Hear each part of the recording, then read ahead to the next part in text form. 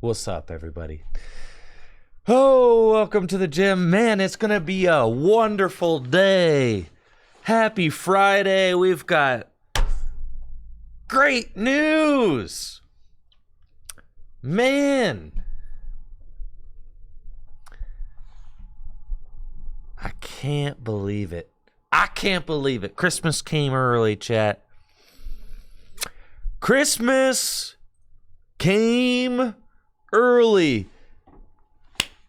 Cody, don't listen. Don't get me started on the Nyjah was robbed. Okay. Yeah, Nyjah Houston was robbed. That was a really messy start to my day. Okay. Nyjah Houston was absolutely robbed of Skater of the Year. Thrasher are some super cringe edgelords that need to stop selling their hoodies and zoomies if they actually want to have any cred, not just snubbing the best skater in the world. But I'll leave that there. Now, what we're here to actually talk about is the new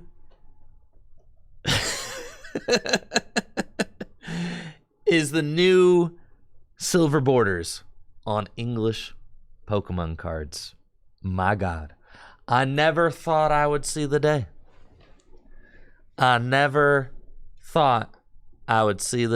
We have got the cards in English as they were intended to be printed by the people designing the cards in Japan. As an artist and someone who is very passionate about design and artistic vision, think about this. Imagine that you're an artist. Okay. Imagine that you're an artist, but when your art gets produced internationally, for some reason, the people producing your international work slap a big yellow border on it.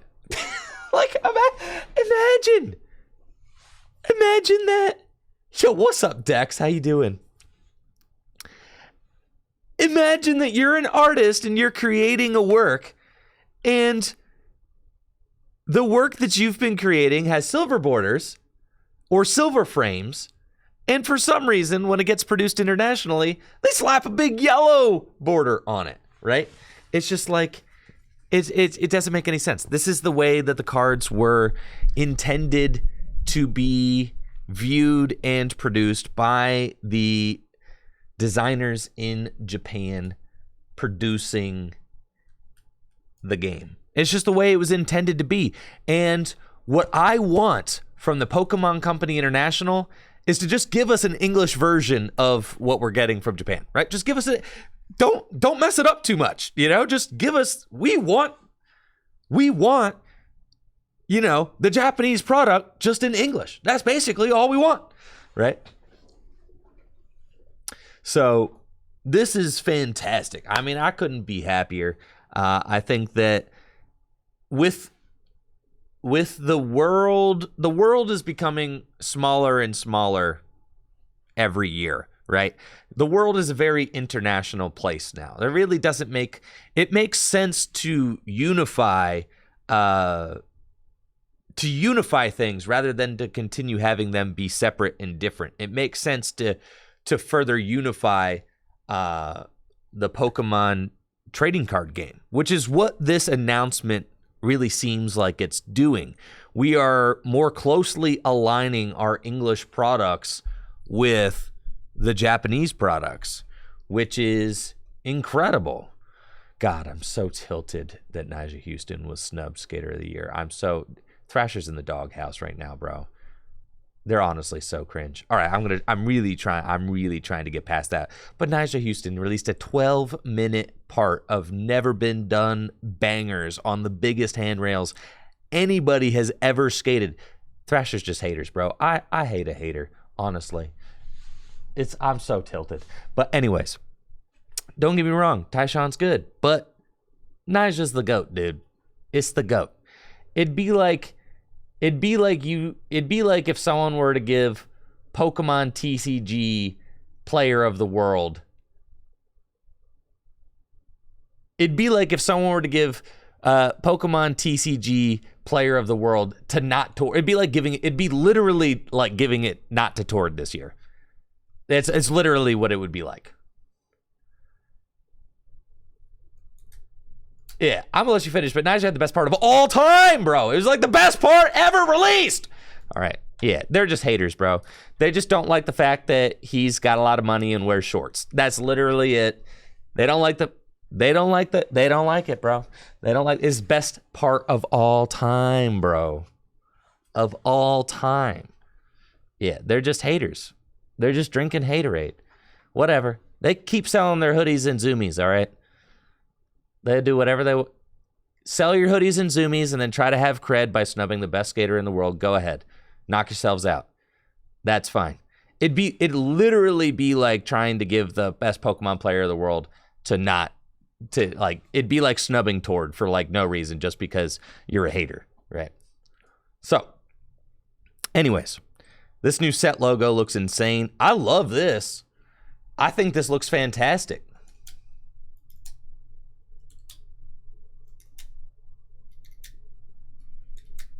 Anybody else hyped on this logo? I think it looks great. There's so much thought that gets put into these. So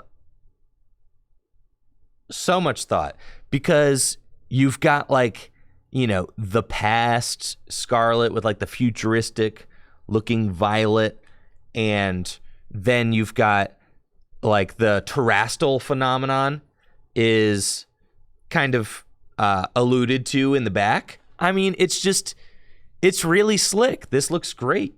And it really brings in like the soul of the game, right? Yeah, Brandon said it really well there. Yes, the Scarlet looks kind of feral and rough and rugged, where Violet looks futuristic, space age. Right.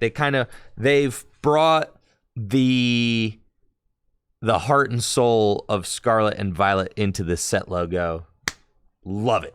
This looks beautiful. Absolutely love that. And this is something that the Pokemon Company International does, right? This is all big props to the Pokemon Company International because they don't get these set logos from Japan. So this is something that is completely unique to the Pokemon Company International. And the set logos is something that I think that the Pokemon Company International has done exceptionally well for a long time. I've thought that the set logos always look great, honestly.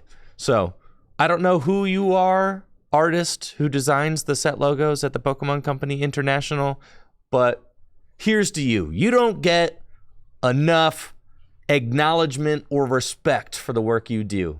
And here's me giving that to you. I don't know who you are. We've never met or talked, but whoever you are, you do a great job. Keep up the good work. Okay.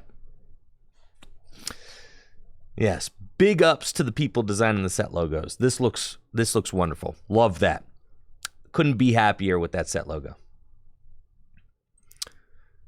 The set artwork. This looks great. Love that. Look at that. The crystallized crack. That's what I'm saying. All right. Don't get me. Listen. We're walking a thin line here, okay? There's some really blessed stuff happening, and there's some really cursed stuff happening, all at the same time. Like how our, LAIC runner-up just got exposed for cheating, and how the Pokemon Trading Card Game Live is a completely unplayable mess, and how the executives at the Pokemon Company International have been paying for the development of the Pokemon Trading Card Game Live for 4 years, while also paying for Direwolf to run the Pokemon Trading Card Game Online for 4 years together. And now it looks like they're going to have to continue paying Direwolf to produce the Pokemon Trading Card Game Online over top of Live for at least another year because it's so bad. Yeah, someone's got to be upset about that, right? Yeah, wow. I mean, there's just so much happening. And then On top of all of that,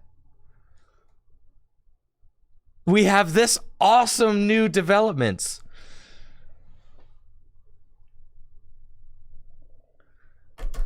The cheating story is not for me to reveal, but apparently his friends are all coming out and saying that that he is a cheater.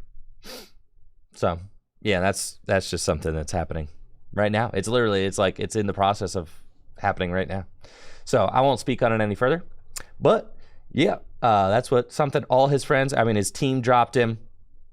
It's yeah, all that. It's all over. Yeah, that's what I'm saying. It's happening. Yeah, it's all happening now. But his friends basically have outed him as being a cheater. He's like apparently he's kind of like an illusionist as well in his free time, and palming cards is something he's really good at. So one of his friends caught him cheating at LAIC, and he owned up to it to his friend, right? So his friend caught him doing it, watching one of his games, and then confronted him about it, and then Lucas admitted it, right, to his friends, and now all of his friends are like, yeah, you need to like, you know, be outed, right? And he admitted it, right? Yeah, I mean, it's like,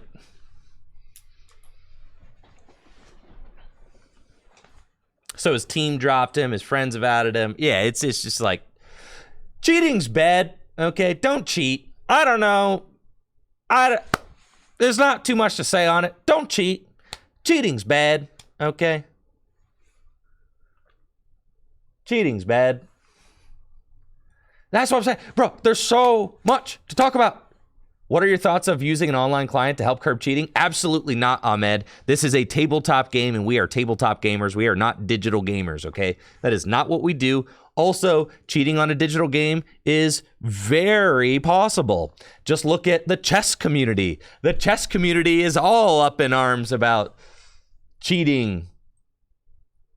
You know how easy it is to cheat on a digital client? You could have like, get signals from people, things like that. You could be on Discord with a bunch of people. Oh yeah, definitely not. Absolutely not. No, I am not a Pokemon trading card game player to be a video gamer. That's not what I'm here for. I am here for the cards. And if the cards ever leave, then I also leave. Okay? That's what it is. So, thank you, Jetstar, for the Prime sub. Yo, we had a lot of subs that I know I've been. Thank you, Jetstar, for that Prime sub. Thank you, Waffle Raft, for the sub. Thank you, Trey, for the 48 months. Thank you, Jacob, for that tier 3 and the 38 months. Thank you, guys. Thank you. Thank you. I appreciate you all. Thank you so much. Yes, Wizards of the Coast using Arena for Worlds is a terrible decision for me. Absolutely. Yes. I am a trading card game player. That is what I am interested in doing. I am not interested. No, I'm not interested in any way, shape, or form of being a video gamer. That's not what I'm here for. I am here for. I am here to play cards and to play a card game.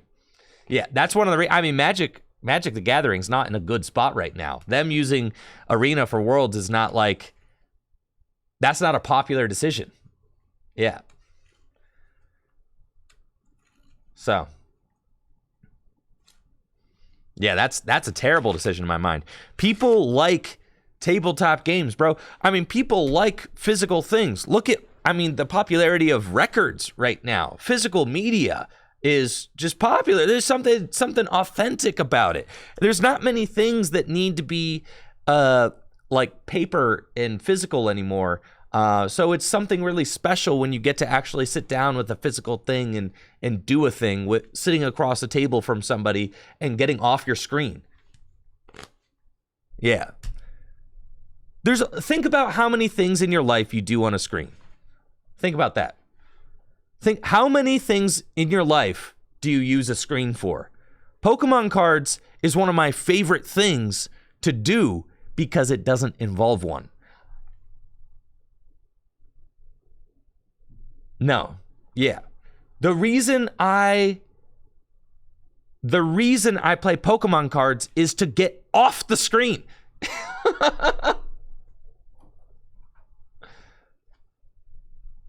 No, Simon, why would you ever give a cheater props? That's ridiculous.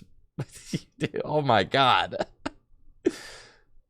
Yeah, props to that guy for being really good at cheating. What? No.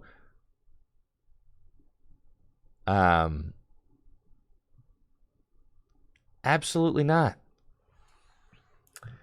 Thank you, Miss Goal, for the Prime sub. Anyways, as I was saying, tabletop gaming is actually seeing like a very large increase in popularity. Look at games like Dungeons and Dragons, right? Board games are more popular than they've ever been.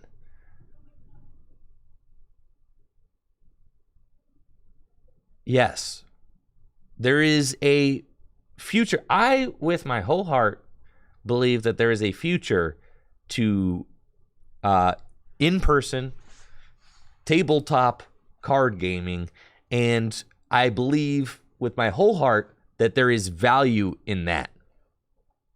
There is value in disconnecting from your screen and your device and sitting across from another human and having a face-to-face interaction with a physical medium that doesn't involve a screen. I think that there's incredible value to that. Gaming and tabletop gaming, face-to-face gaming has been a thing for thousands of years, and it is not going anywhere anytime soon. So I think that really tapping into and valuing that.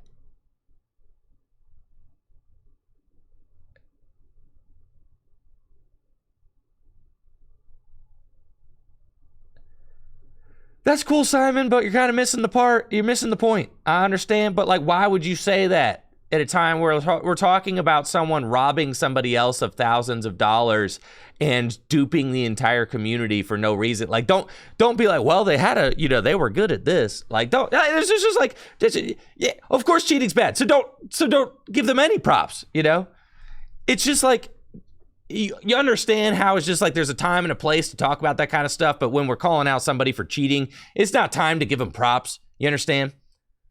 It'd be like, being, Kanye West is being incredibly anti-Semitic and a terrible person. It's a bad time to talk about how much you love Kanye West's, beautiful, dark, twisted fantasy. All right. It's just like, it's not a good time to talk about that because even though, you understand what I'm saying? It's not a great time to talk about that because it kind of is missing the point. You understand?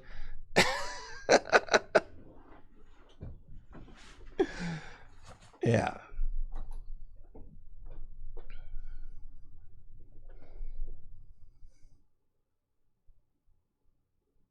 It's missing the point. Thank you, Miss Goal, for that sub. Appreciate you.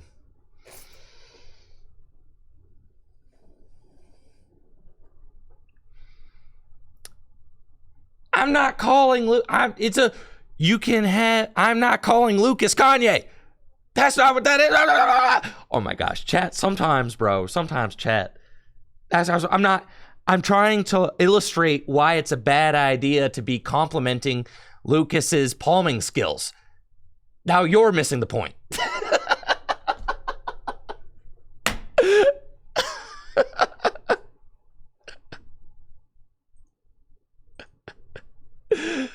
Oh, man.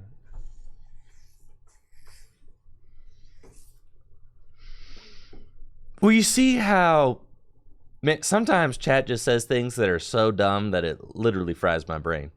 But anyways, like I said, we've got a lot of really cool stuff to talk about.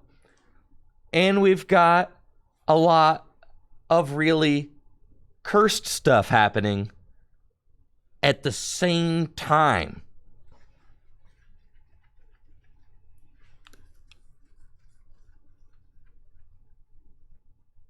It's all happening at once.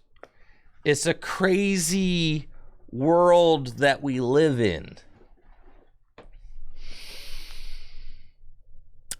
I'm so stuck between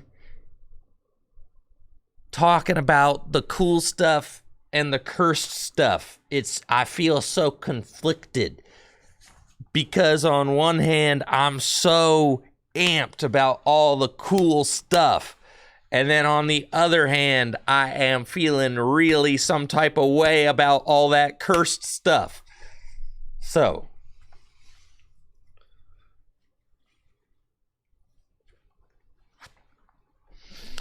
can we switch back and forth? I don't think we have a choice.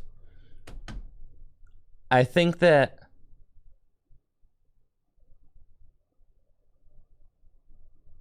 the main site news article. All right, cool. Let's talk about what? Pokemon.com?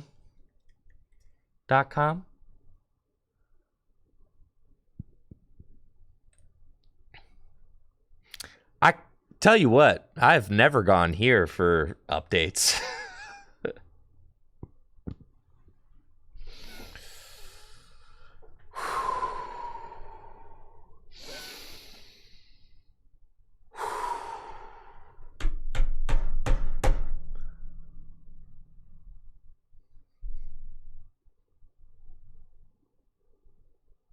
I know. I was watching Hassan last night, and, I was watching Hassan watch the Game Awards last night, which is hilarious, right? Why I'm watching somebody watch something that's just like, I love this world that we live in. But I was watching Hassan watch the Game Awards last night, and I was watching Hassan, I was like, dang, bro, he gets sidetracked so easily.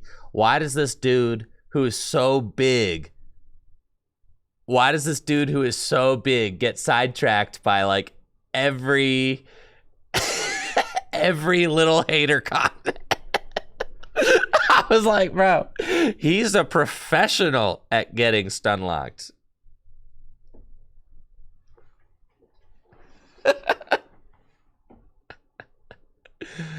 Oh, he's a professional. He's so good at it. I know. That's his character. I know. And it's fun, honestly. It's part of the brand. Yeah. So, anyways, here we go. We're about to dial it in. Let's go. Let's read this news thing. Okay. We're going to focus on positive for at least 30 minutes before I go back to negative, okay? 30 minutes. Start the timer until 11 a.m. I'm not allowed to say anything negative until 11 a.m. Understand? 30 minutes on the clock. 30 minutes of positivity starts right now. Pokemon TCG Scarlet and Violet brings changes to the Pokemon trading card game. Learn about the changes being made to the Pokemon TCG in the upcoming Scarlet and Violet series. Pokemon Scarlet and Pokemon Violet launched last month and ushered in a new generation of Pokemon as trainers embarked on their treasure hunt through the Paldea region. It's funny that they call it a treasure hunt. I played through Scarlet and Violet, and I still don't know what my treasure is. I guess everybody has their own treasure, right? I think that's kind of the idea. Discover your own treasure through the Paldea region. The Pokemon trading card game is following suit and taking its own next step in the upcoming Scarlet and Violet series with adjustments to card aesthetic, pack contents, and more. Wow. Look at that Sprigatito. Look at that Fuecoco. Look at that Quaxley. Moving forward, the classic yellow borders framing Pokemon TCG cards will transition to the same silver borders used in Japan. this change. Both frames Pokemon TCG artwork in its originally intended border and further unifies the game on a global level. The subcategory of trainer cards, supporter stadium, etc., currently located on the top right of trainer cards, will be moved to the top left of the card to be more visible in players' hands. Talking about the silver borders, I absolutely love this change. The card designers in Japan never intended these beautiful pieces of art to have gaudy yellow borders. The cards have been designed for at least 20 years in Japan to have silver borders. And I am over the moon excited that we are getting English prints with the originally intended borders from the game designers. This is the way that the cards were intended to be viewed by the people designing the cards in Japan. And the world is becoming smaller and smaller every year. The world is shrinking. We are becoming more international every day with travel, communication, all of that. It only makes sense for the Pokemon trading card game to be further unified with its global presentation.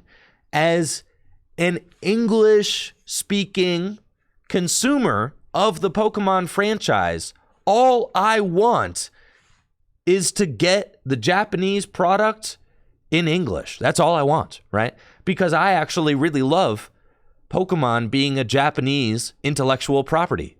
I think that that's really cool. And I like that it's not American.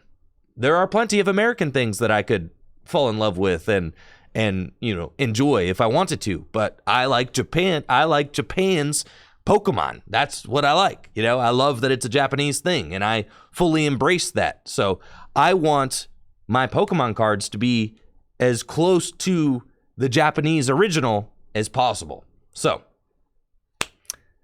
this makes me very happy because this is what we're getting, is a closer realization to the way the cards are intended to be viewed by the card designers in Japan. So thrilled about that. Energy cards are also changing with the Scarlet and Violet series. The name of the energy will now be featured at the top of the card alongside a new subtype tag for the energy. The energy symbol currently featured on energy cards will now appear on the bottom right of energy cards. This change makes the amount and type of energy attached to each Pokemon clearer for each player.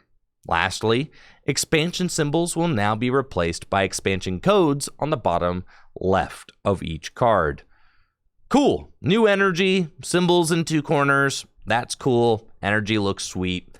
I got no complaints there. This looks great. I think it looks slick. They did a great job. I love graphic design. I love all the thought that's being put into this.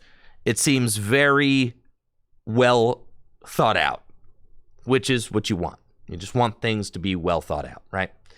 Love it. So that's great. No more set symbols.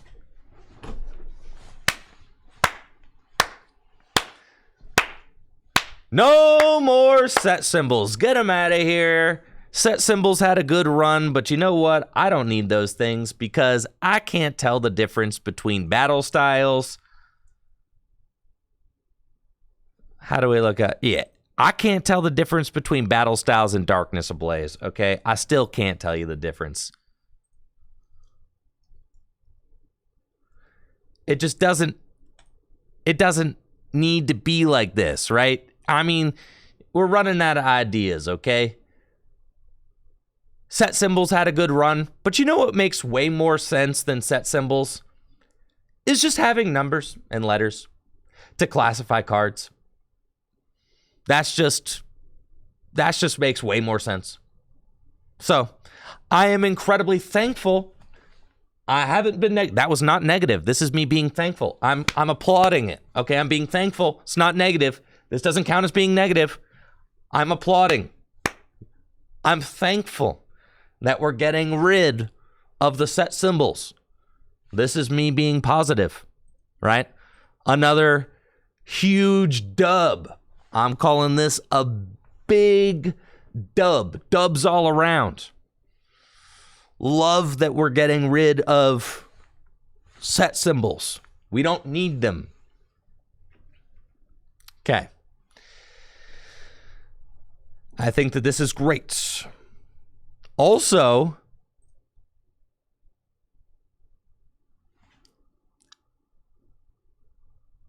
it's going to let us know what the set abbreviation is. Just easier. Everybody's going to know what the set abbreviation is now because it's going to be on the bottom of the cards. So there's going to be no question like, oh, that's SVI. Right, that makes sense. It all just makes way more sense. So, fantastic. I love it. Some things are better done with art. Some things are better done with letters and numbers, okay? You wouldn't want to do mathematics with symbols. You'd want to do them with numbers and letters, okay? You wouldn't want to, you know what I mean? You wouldn't want to use hieroglyphics for your math. You'd want to use numbers and letters. It just makes more sense, okay? So, organizing and denoting things is better done with letters and numbers than with art, okay? Art is better for some things, worse for others. Organization, better for letters and numbers. Just saying. 100%.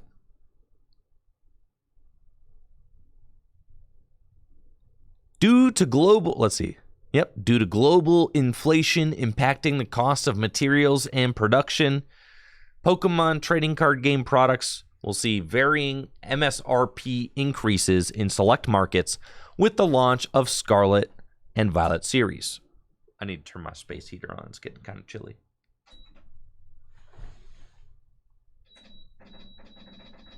There we go.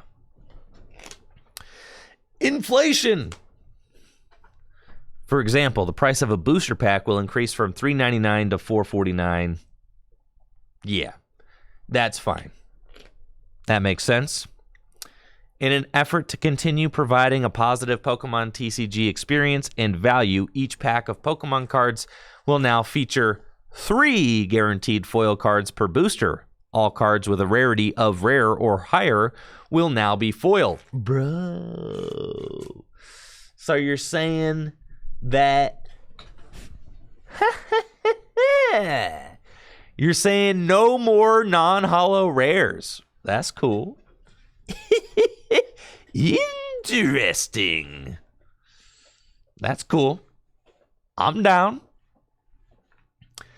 Wait, Japan doesn't have non-holo rares either. So literally, yeah. Japan doesn't have non-holo rares, right?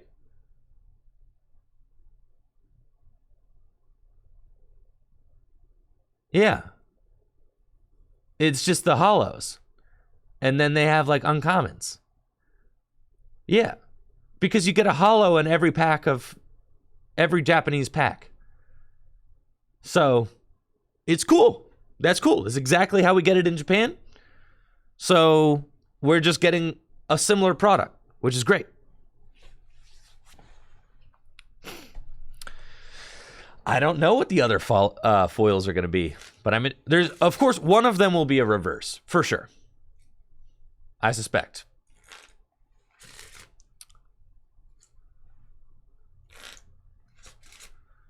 Yeah, I'm really excited that they're doing things like this. In an effort to continue providing positive Pokemon TCG experience, each pack of Pokemon cards will now feature 3 guaranteed foil cards per booster. All cards with a rarity of rare or higher will now be foil. In addition, certain products will come with additional items. For example, the Elite Trainer Box will include an additional booster pack. One more pack, and a full art promo card. Bro, every Elite Trainer Box. Thank you, Slider, for that Prime sub. Every ETB Nice. Gets one more pack and a full art guaranteed. That's pretty cool. I'm into that. Oh, nice. I was wondering, I was like, what prediction is going on right now? I was like, I don't remember. I was like, did I forget to close a prediction from yesterday?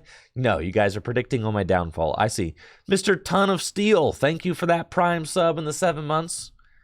I see what you're doing. And now I can see who all the haters are in the chat. I see. You guys have exposed yourselves. Uh-huh. Uh-huh. Uh-huh. I see who's all on my team and who all the haters are. Yes. You've made it way too easy for me. So yes, lots of big changes, new energy symbol. I think these look nice. Real slick. Love it. New supporter cards. Looks great. Honestly, dare I say it? This is the best that the trainer cards have ever looked.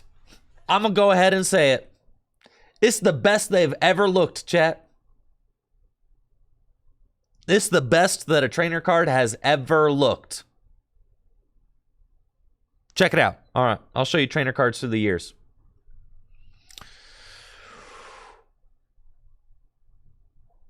Let's look up Juniper. Okay, because we've got a bunch of Junipers. We've got Juniper from... Actually, they're all black and white, aren't they? Wow, yes. Okay, cool.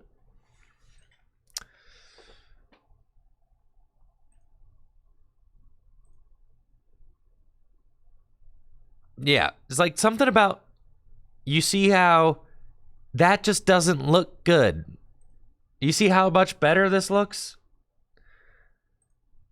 You've got this kind of like weird like frame thing jutting down from... You see what I'm saying? And then you've got like this other kind of reversed, I don't know, trapezoid. You see? And then like why is it so angular? You know, like the cutout just looks awkward. Yeah, this looks slick. It looks so much more... Looks so much more slick. Everything looks really smooth. There's no weird cutouts or angles.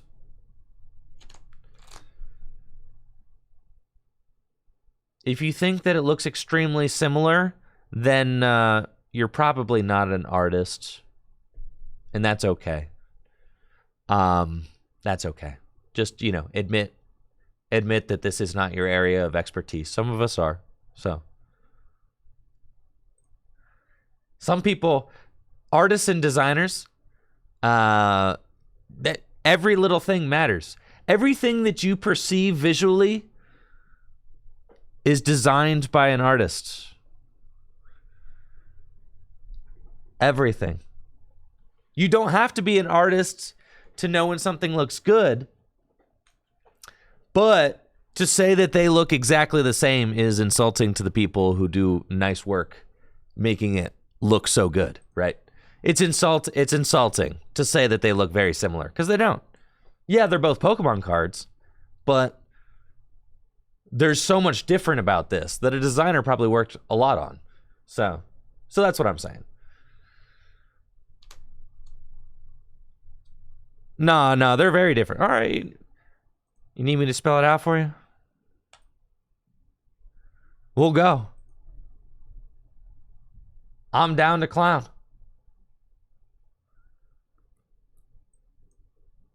We're going to have to do it like this.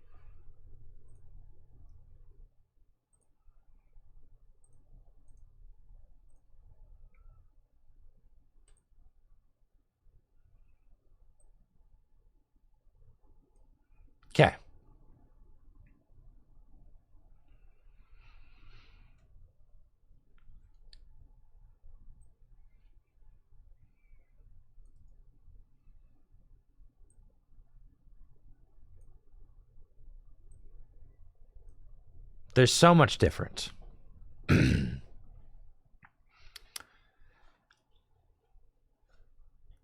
Yeah, look how clean and slick this looks. I mean, there's so many little things that go into the design of these cards. Even if we look at, like, let's compare the bottom of the cards first. Talk about this over here versus this over here. Look how different that is. The solution here to this text box compared to the solution here to this text box. All of this stuff has to be intentionally designed. All of that has to be done intentionally. This stuff doesn't just happen. You don't just you don't just open, Microsoft Paint and just start slapping things around. Yeah. There's a huge difference between the way that these cards are laid out. Which is as someone who works in art and design, you realize, you notice these differences. The job of a designer is to make you frankly, the job of a designer is to make you not think about the design too much. It should just feel good to look at, right? That's like the job of a designer. That's the job of an artist who's creating a card like this.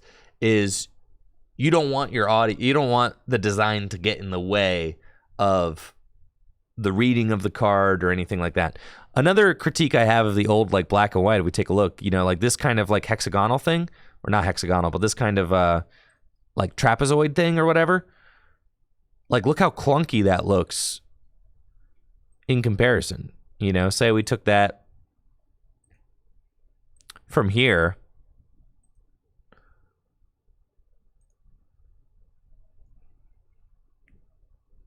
And then say we put it over here. And now you could start to see, you're just getting these kind of weirdly intrusive clunks for no reason.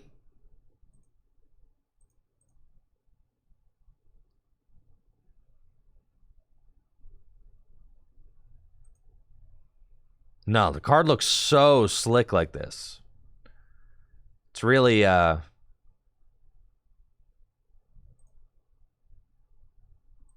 like the angles don't, even the angle on this border around the card doesn't need to be like that. It makes more sense for it to not be weird and angled in 3D, because if you look at this, this isn't even a straight line. It's diagonal for some reason. So yeah, it's not perfectly square. It's angled. It's just, it don't make a lot of sense. All right, let's look at Sycamore. We had the same, so this is the X and Y era had the same. So black and white and X and Y had the same look. And then let's look at Sun and Moon. We had Guzma. Sun and Moon went closer to where we're at now. They definitely went more this direction with Sun and Moon. You can tell how close these are already in style and aesthetic. They're similar, right? We abandoned the old look how much better that looks than that. This weirdly angled for no reason.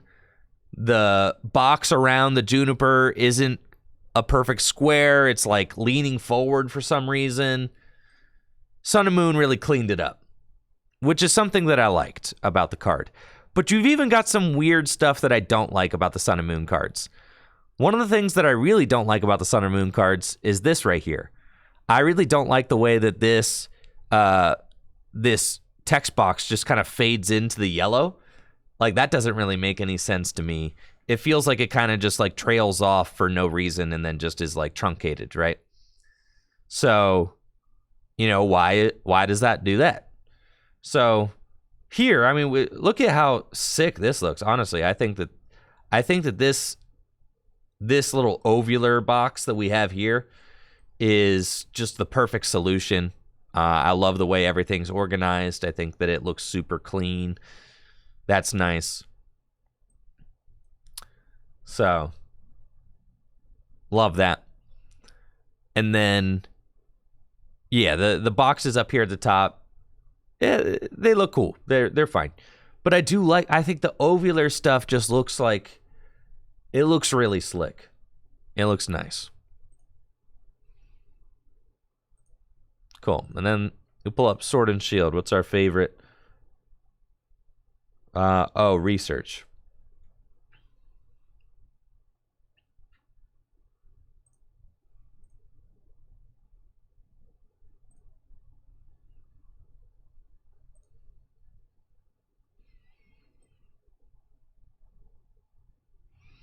And you can see how we're kind of headed in this direction, right? Everything was kind of headed this way. Now we have the ovals are there. Looks good. We have a similar looking box here. Like, looking at the evolution over time, you can see how we finally got to here, right? It was always headed in this direction. And now it feels like with the beginning of Scarlet and Violet, we have like the full realization of like the perfect trainer card. It really feels that way. It feels like, wow, this is like really where we want to be with our card design. It looks beautiful.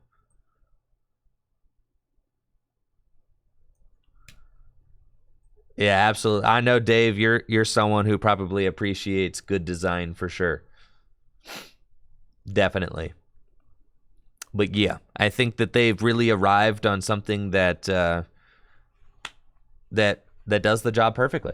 I love the layout of the card. I think it looks great. With the silver border, that was like the final thing. The silver border was the final thing. It all just looks better with a silver border. It does. Why? Because the cards were designed to have silver borders. They were always intended to have silver borders. So that was like one of the final things that needed to be fixed, and I think that it just fully realizes the great card design. So love that. Good stuff. Bravo to the Pokemon Company for bringing us some beautiful looking cards. Yeah, what's this artwork? That looks sick. Love that.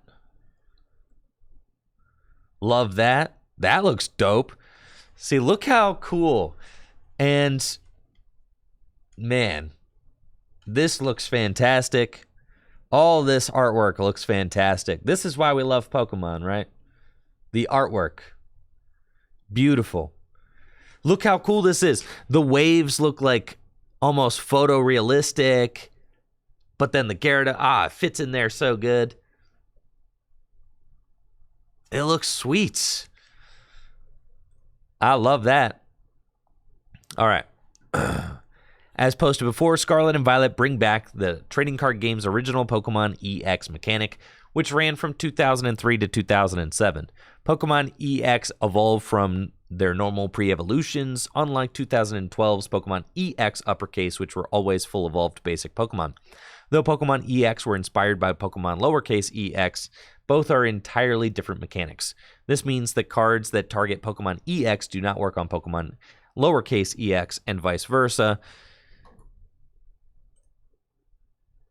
Cool. Yeah, that's lowercase EX, that's capital EX, and that's lowercase EX. Lowercase EX, capital EX, two entirely different things. The big new mechanic of Scarlet and Violet games is terastallization. This gem-like transformation causes a Pokemon to become its Terra type. This is usually one of Pokemon's normal types, like Fire for Arcanine, but it can also be a completely different type, like Flying-type Pikachu. Terastallized Pokemon wear a crown to indicate their Terra type. As such, some Pokemon EX in the Scarlet and Violet block will feature a Terrestrial Effect box to indicate that they are terastallized. Pokemon with this Terrestrial Effect don't take damage from attacks while they're on the bench. This is seen on Arcanine EX below. Its artwork is crystallized to show it's terastallized. It's also wearing a Fire-type crown to indicate its Terra type is Fire.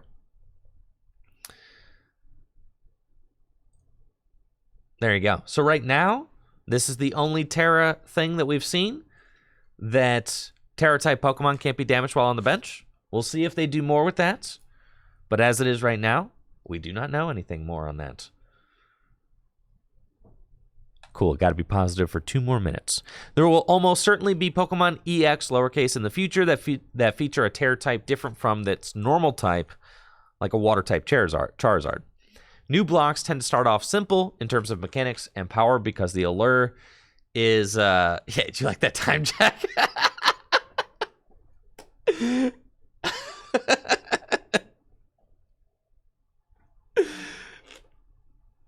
Because its allure is the new Pokemon. Later, the blocks start to spice up mechanics after all the new Pokemon have debuted. Cool. Cool. Yep. Everything looks great. Love it. Brandon, see? You ain't doing it. Thank you for the 100 bits, Brandon. That's great. Love that. Appreciate you. I see which way you predicted on the predictor. And, yeah, you're not going to catch me slipping. No, not today. Not today, baby. Not today. So anyways, that's all very cool. I'm stoked on it.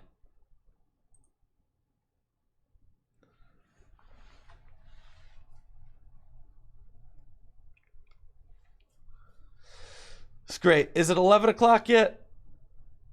Oh, why does the game not show up? Oh, there we go. Okay, why? Come on, man.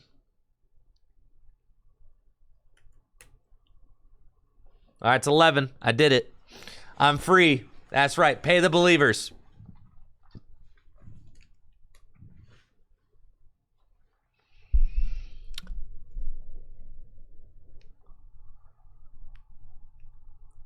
Pay the believers. There we go. Thank you, Kai, for that sub in the 29 months. Appreciate you.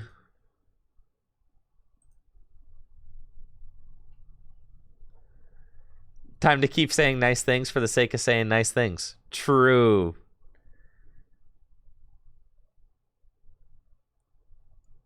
I wasn't bashing the old designs. I was talking about how much I liked the new designs. Thank you, Kyle, for the 100 bits. Appreciate you, Kyle. Thank you. I was simply comparing and contrasting the new designs to the old designs and talking about how good the new ones were. The development. Listen, haters, you lost that one. Give up. I'm even in such a good mood, I'm going to click the box. And we never do that.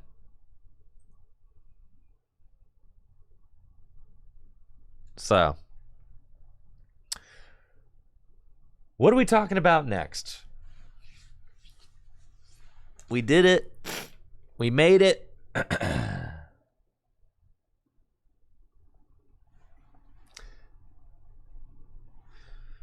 We got.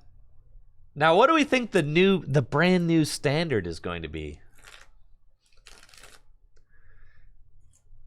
Man, they said they're introducing a new standard format.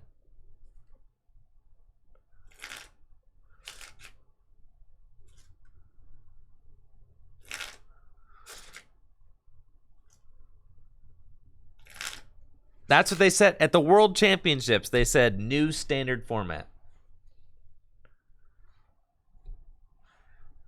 Am I worried about donks with the small basics? Nah. Arcanine looks affronted. Yo, thanks for the 100 bits, Dave.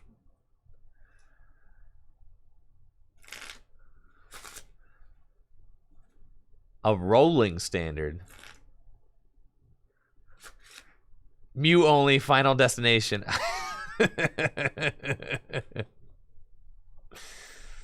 The turn 1 supporter.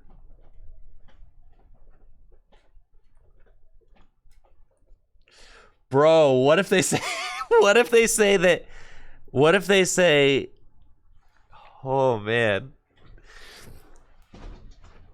What if they bring back the turn 1 supporter, but then they say that you can't attack until turn 3?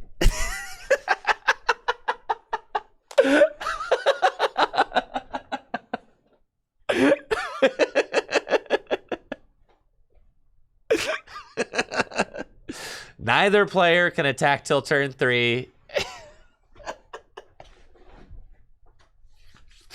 But you can play turn 1 supporters.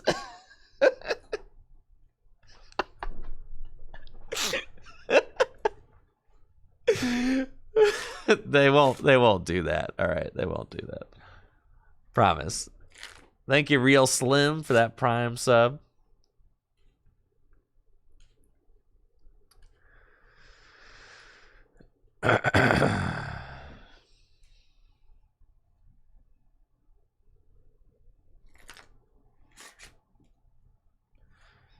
Doing away with prize cards? Yeah, right. Bring back the old rare candy rules. Some interesting possibilities.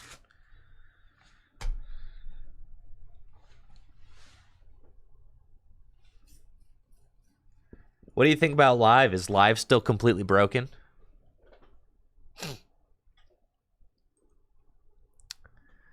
Should we talk about or play live today?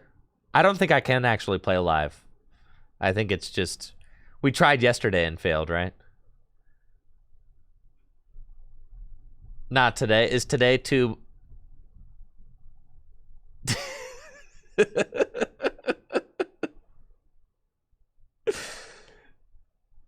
It's Violence Friday. Are we doing Peace Friday or Violence Friday?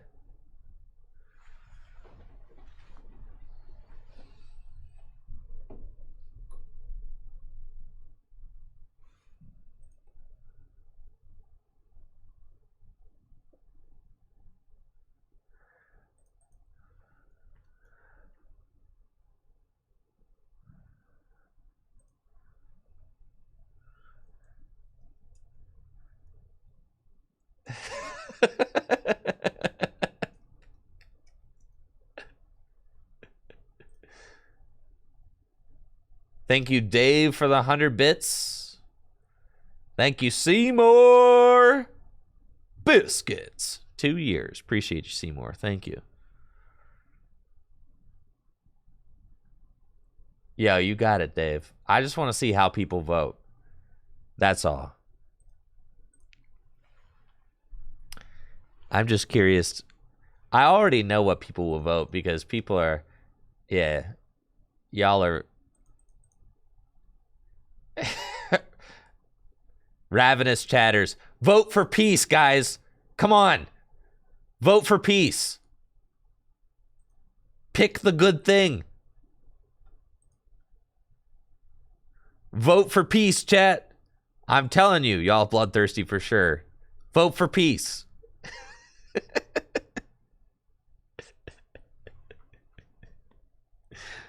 Please vote for peace. Please.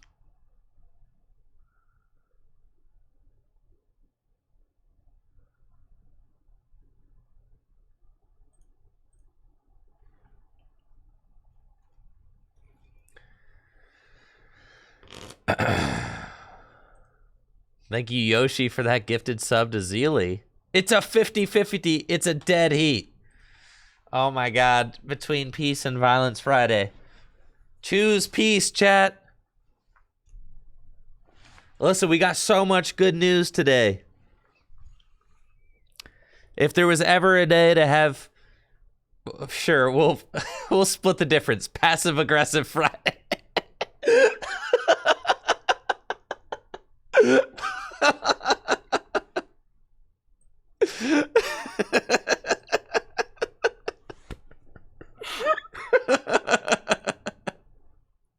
Cool. We'll just keep it passive aggressive. Yeah. Oh man. Oh man. Oh man. Isn't that great? All the healthiest relationships are passive aggressive, you know? That's great. Fantastic. Man, oh man.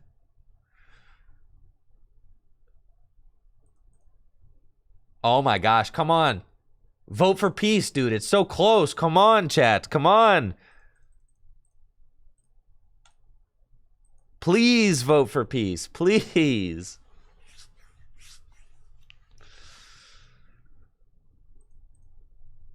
Oh my gosh.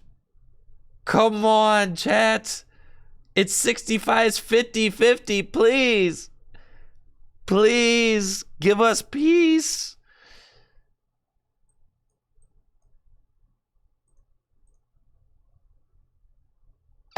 Violence Friday wins by 1 vote. No.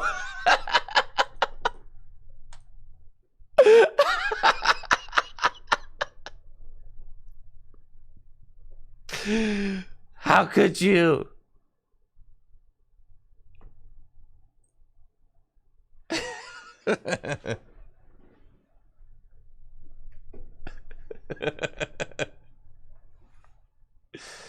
Yeah, that's funny, bro.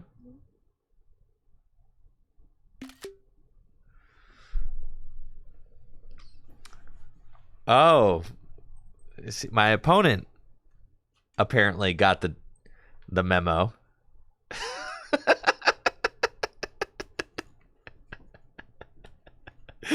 I don't even know what kind of deck they're playing.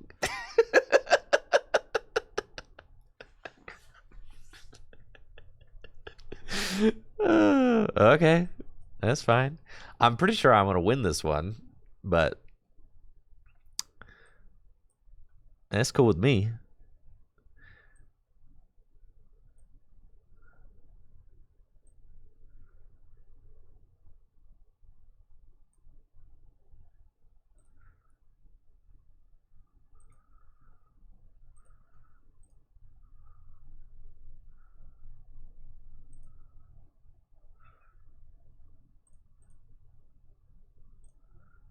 Okay.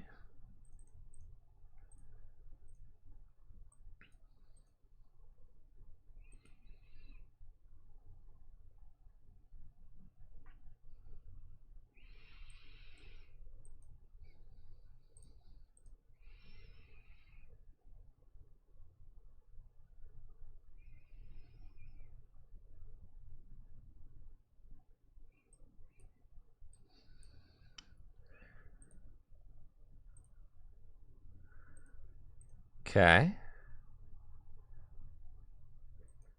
Cool.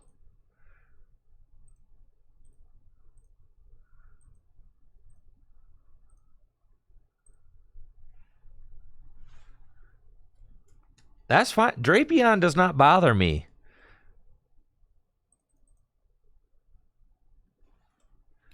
Drapion do not bother me at all. Because the thing about Drapion is that it gives up 2 prize cards. Yeah.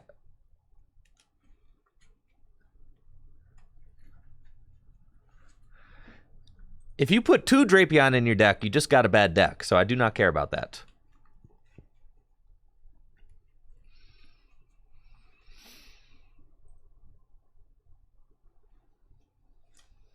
Yeah. 2 Drapion? Come on. Put 2 Drapion in your deck? Lost Box players, if Lost Box players put 2 Drapion in their deck, they can have a great time starting it all day. Like, sure, man. You're going to start that Drapion all day, brother. Yeah, knock yourself out, and you're going to hate your life.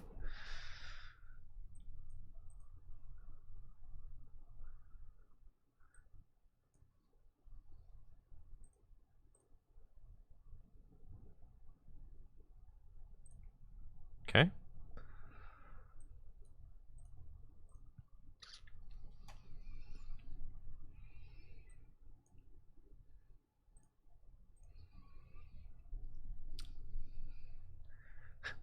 Drapion V only deck.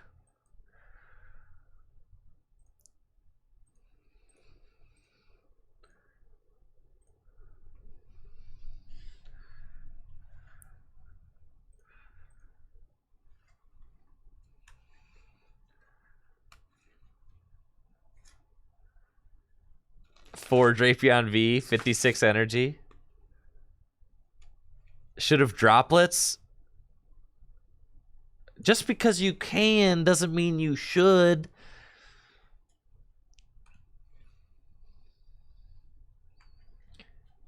For the style? Nah, man. After yesterday's throw with Mewtwo V Union, placing the damage counters, I'll never place... Man. Placing the damage counters for fail. Yeah, I'm never placing damage counters again.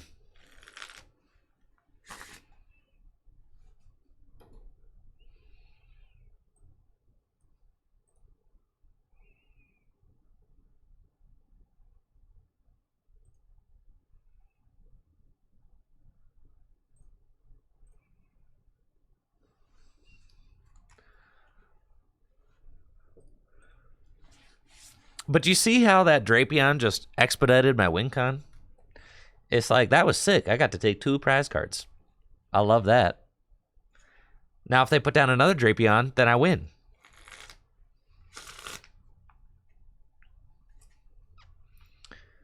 And if they take a knockout, I'll Roxanne them.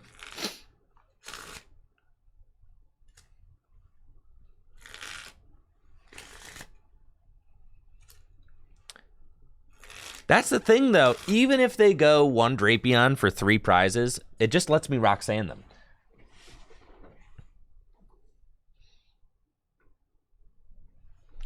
As soon as they Drapion, I Roxanne.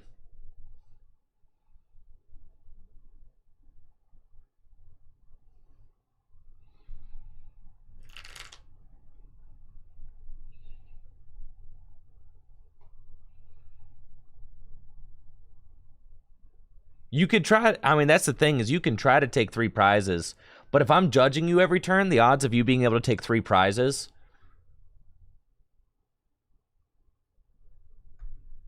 are not super duper high.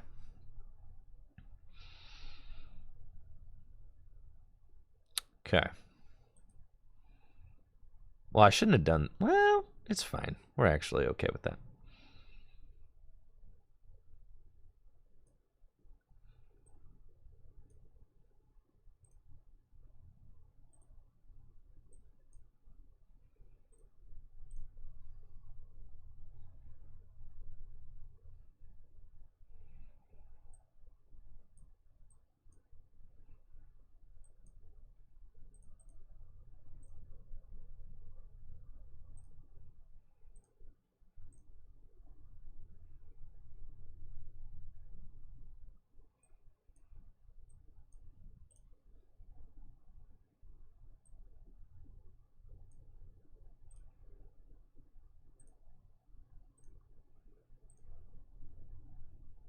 Keep rolling, rolling, rolling, rolling. What?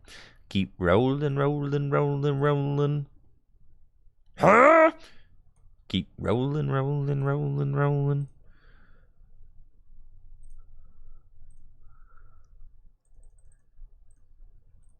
Roxanne, you don't have to turn on the red lights.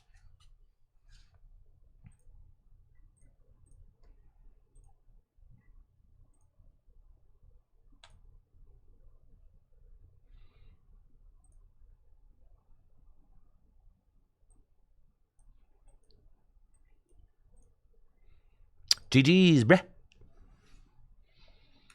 It's just one of those days where you don't want to wake up.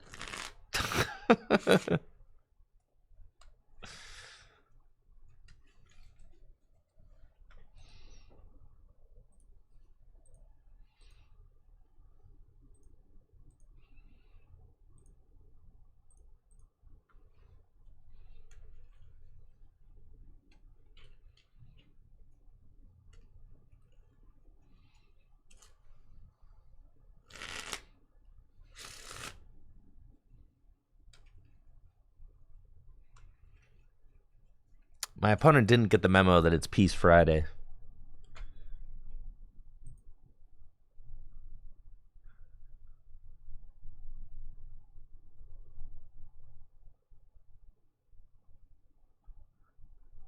Would I like to go first? I love going first. That's nice. Man, going first is broken. Thank you, Dave, for the 28 months. Appreciate you, Daver. Thank you.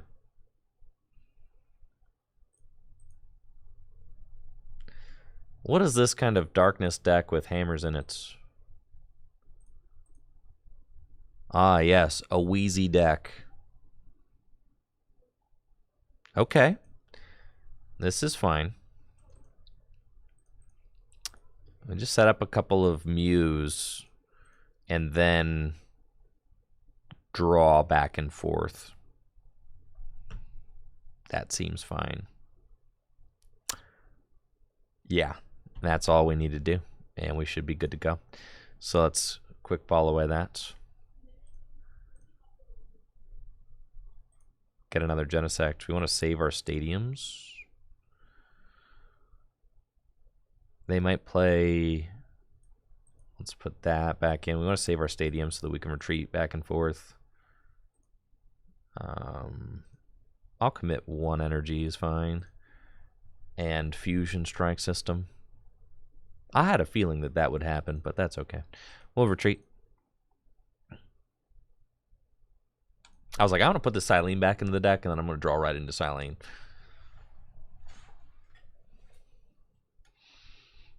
I mean, that's just rule. That's just rude. There was really no reason to be like that, you know? All right, now that's cringe. Now I'm feeling some type of way.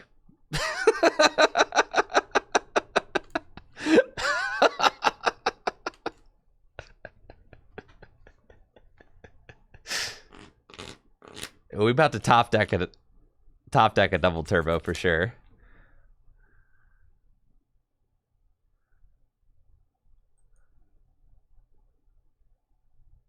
You're livid.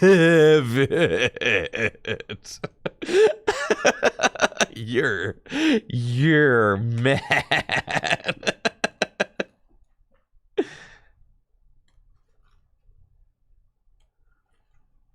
And you lose the game. GG's. This is why Weezing's a terrible, unplayable pile. Don't do this to yourself, okay?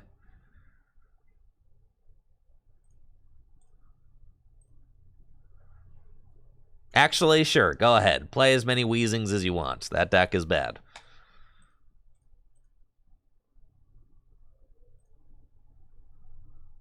Look, they had the complete and total sauce. They removed the energy from my board. They removed the energy from my hand. They removed half my deck's energy on turn 1.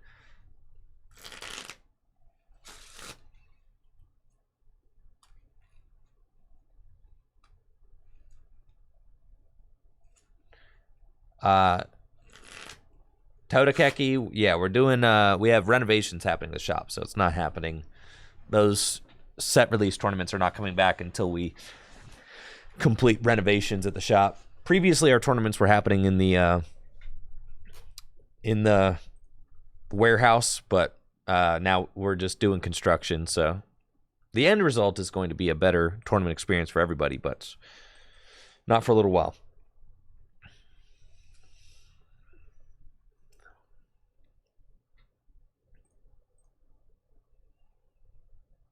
Okay. So we got here Rapidash, Moltres. You think this is just a Moltres Rapidash deck?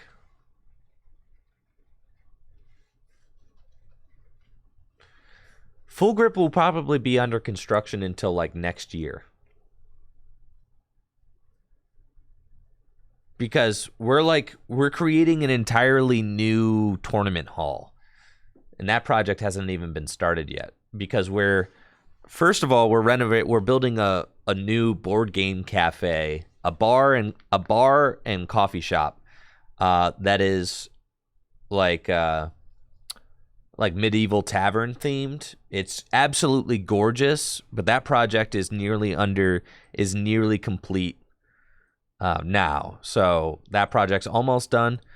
It's absolutely beautiful. Make sure to follow Full Grip TCG on Twitter. I'm sure we'll be posting updates there to the progress of the project.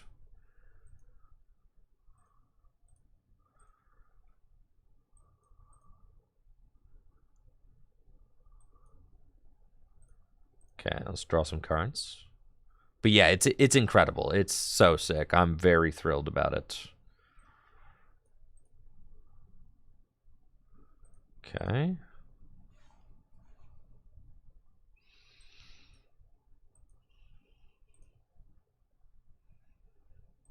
It's fine. This is why Serena is so good in this deck. Like, it's ridiculous. Because it's just a draw card in a pinch. It's insane. You're like, oh, I need to draw some cards. Serena is basically another Genesect. It's completely nuts.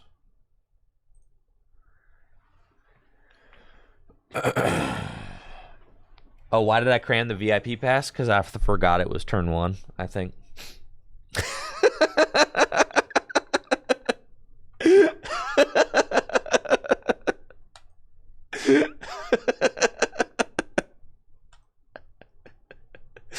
I think what you would have seen, if I flipped heads on that, I would have gone and I would have gotten a VIP pass. It's exactly what I would have done.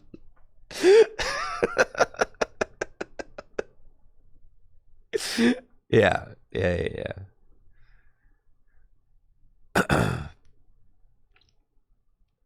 Which would have been sick.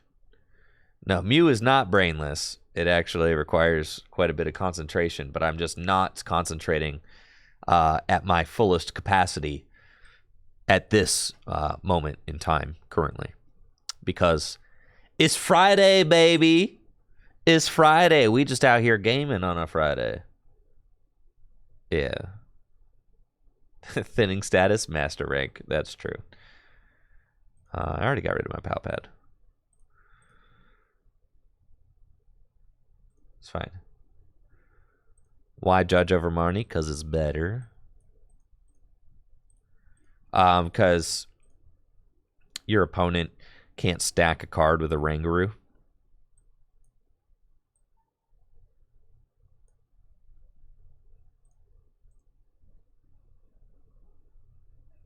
It's fine.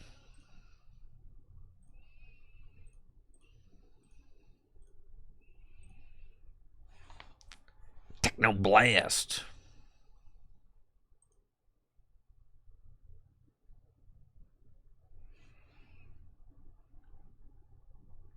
Let's see, Ridgeway wants a best of 3 against my deck.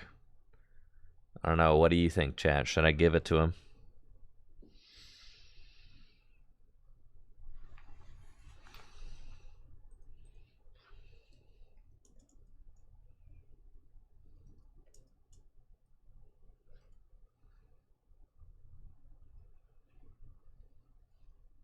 We'll let chat decide your fate.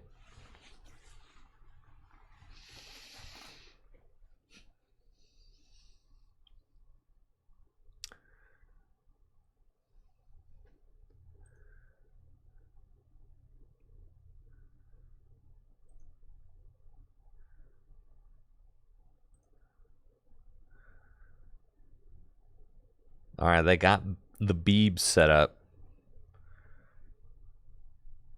I mean, I guess the idea of this deck is to set up. It's just there are better ways to do 90 damage.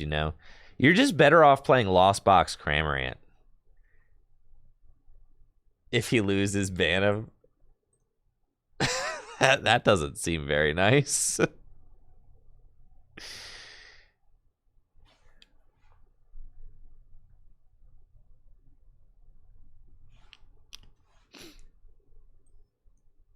Oh, how is my hand this jammed? Oh, it doesn't matter. We'll just do this. Star Alchemy. Yeah, my hand is looking kind of gross right now. Oh, I can't even attack. We'll just scoop. All right, let's play Ridgeway.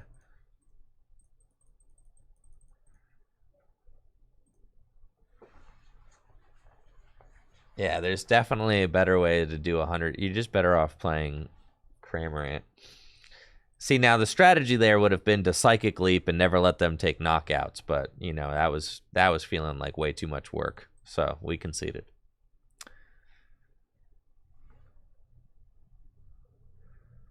All right,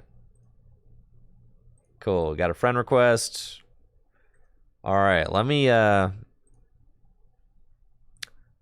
hit the bathroom real quick. When we get back, we'll do a best of 3 against Eric Ridgeway. And we'll see how that goes. Cool. I have no idea what deck Ridgeway is playing. Give me a second. Give me a second. Give me a second. Give me a second. Give me a second. And we're going to do a prediction. Start prediction. Who gonna win game 1?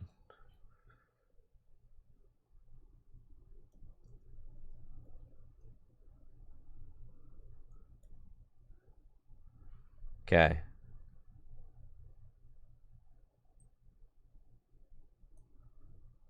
All right, I'll be right back.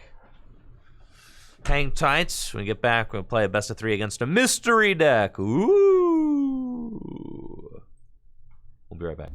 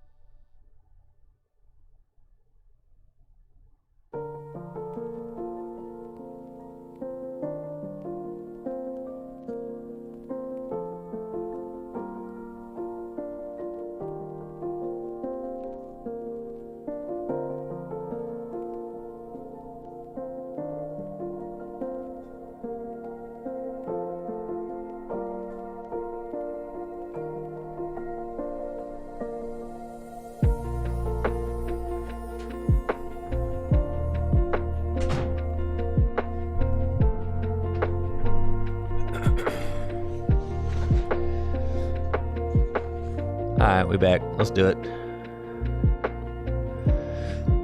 Woohoo!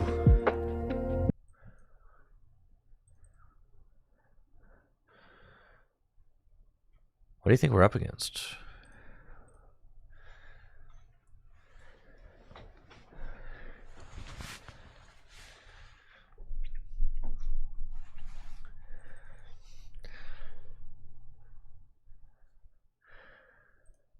Going first is good. Okay. Yeah, good luck, Ridgeway. Good luck. Going first is good, okay. It's a Lost Box deck. Okay. Seems good. Okay, we're playing against a Lost Box deck with Radiant Greninja. We got Battle VIP Pass. Great way to... he said P-Pass. Great way to start off the game. Love that. Probably won't need our power tablets too much in this match. Cross switchers are good, though. Let's do that. Ultra Ball away these. Yeah, it's cool. Get Genesect. Do that. Do that. Fusion Strike System. It's fine. The worst thing you could possibly do is the Mew deck is not set up. So sometimes, and that's why we play Silene. If you need something, go get it back. We got 3 energy in the deck, so we got all our energy there. That's fine. Being able to Psychic Leap is good, but being down 3 power tablets means that I won't be able to Psychic Leap too much. So we'll grab the Genesect. Fusion Strike System. Thank you, LSD MT 42069 for that Prime sub. That is quite the username. Attach that there, and Fusion Strike System again. And feel good about that, so we'll pass. Seems good. That choice belt shouldn't be there, but that's fine. Should be probably just on a Genesect as a throwaway. Want to keep the Mews open. Oh, actually, I guess I don't know if they play Drapion, so it's okay to have that there. A Metal Energy. Okay. So I still don't know what type of Lost Box deck this is. Could be Lost Box Dialga, I guess, if that's what Metal Energy is for. Could also play Amazing Zacian. Isn't Amazing Zacian? I know, I heard of some people playing that. Let me look this card up. Amazing Zacian. Yeah, it takes Metal Psychic Grass. Okay, yeah, and then here's Raikou. Okay. Yeah, it does 300 to VMAXs. So, that's a thing. And here we go, chat. It is party time. Am I going to want to Echoing Horn in this matchup? Potentially. I think the ability to Psychic Leap once is still pretty good, so I should probably just get out the other Mew. The other Mew or Oricorio, those would be like the 2 options of Pokemon. Either way, we're definitely judging this turn. I'm going to say that I probably will not Echoing Horn. And the Oricorio is prize, so that makes this decision really easy. Probably should have attached it to this one, but that's fine.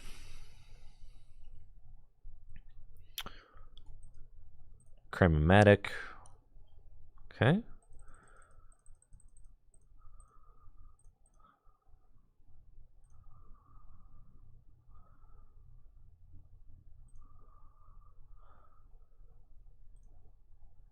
Fusion Strike System. And basically what we want to do is just judge path,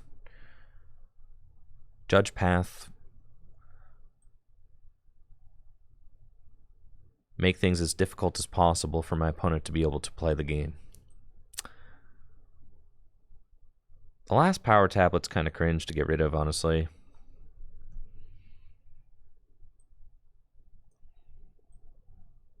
But I got Silene right here, so who cares? Let's draw more cards. Okay, got another Judge.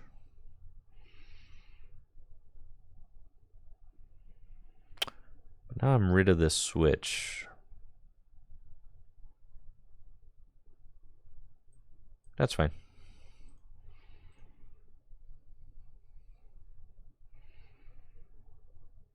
Technoblast.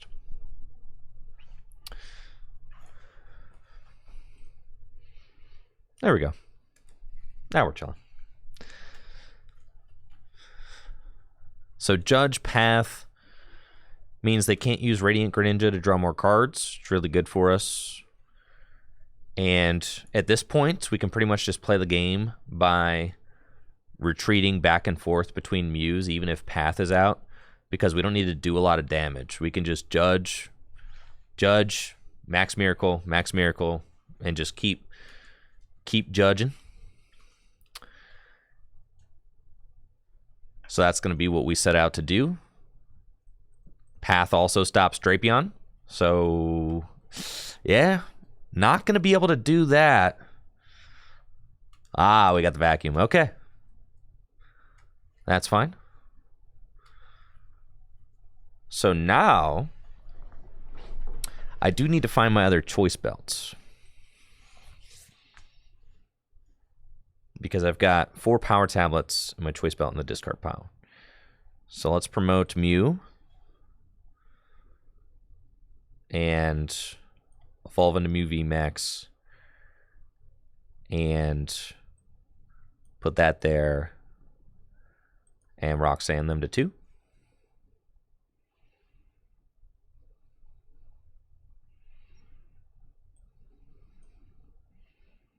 Do that, do that, do that.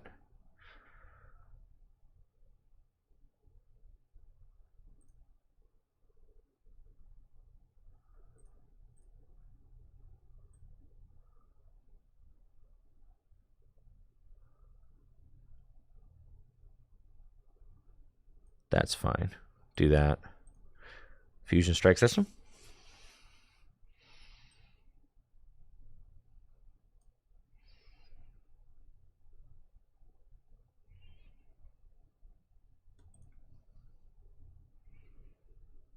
Okay.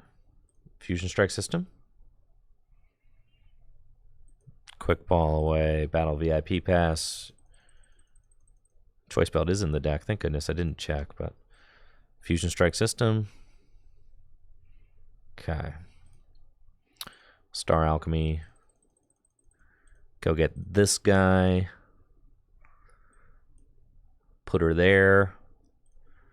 And Cross Fusion Strike Technoblast for knockouts. Send him to the Lost Zone. And then want to find Palpad and just Roxanne again and again. That's what we want.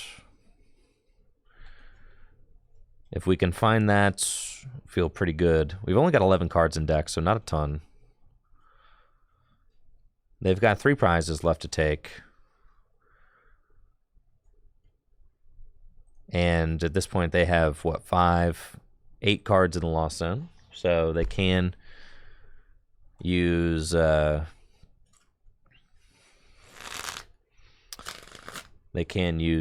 Mirage Gates.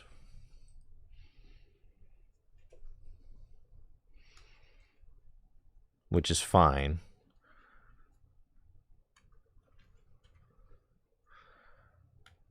But I am curious as to what other attacker they're going to use. I guess there could be Kyogre in this deck, but they're pretty far ways off from being able to attack with Kyogre. Because there you got 26 cards left in deck, which is exactly what we're here to do, right? We want to disrupt the hand, keep them from being able to get to the bottom of the deck. Okay.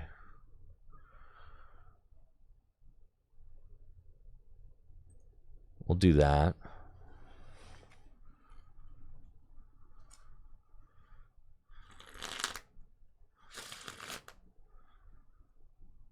And we've got a pretty clogged hand at this point. So it might just be a Judge angle and then like a Roxanne the turn after, because we can find Palpad, put the Roxanne back into the deck and do it again. There's Snorlax. Okay, that's a pretty good attacker. It's fine. They've got 3 prizes left, so if they knock out Mew, it's over. So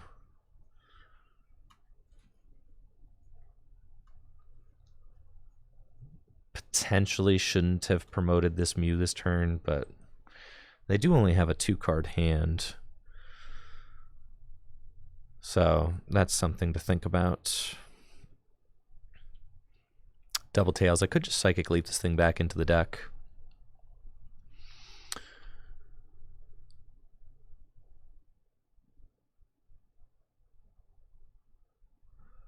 I think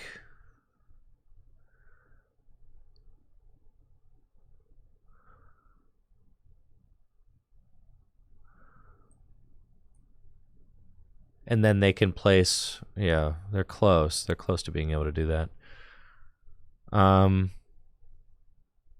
They've only got 2 cards. I don't actually want to give them more cards in the hand.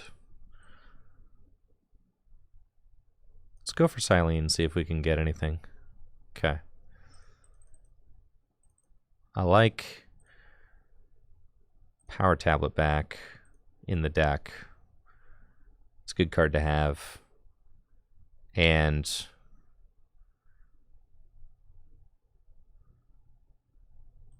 let's just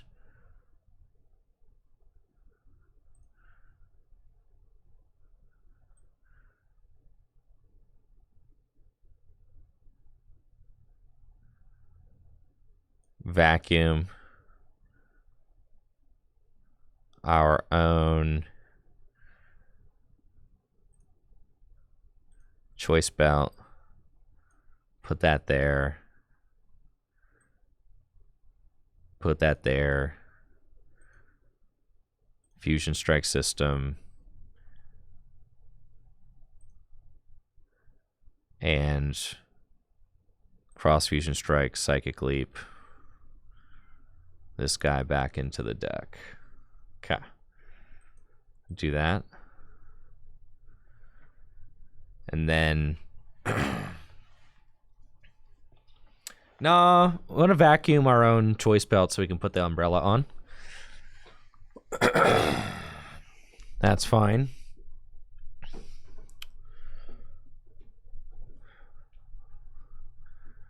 And then there's a chance we can get this Snorlax stuck here,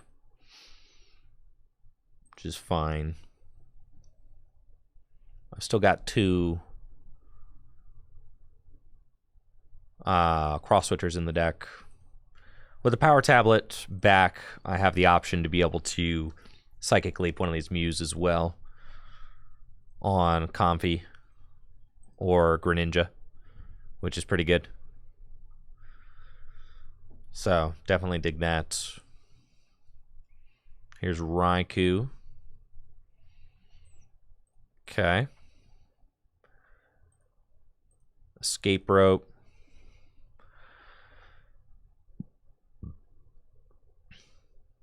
Send up Mew.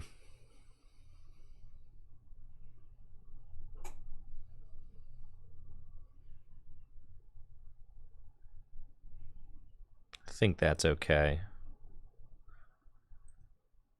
I think so. Yeah, that's fine.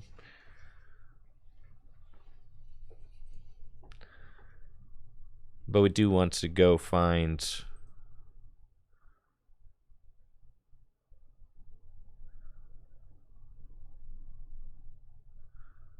Okay, that thing's getting powered up. So it can do 120 to 2 things.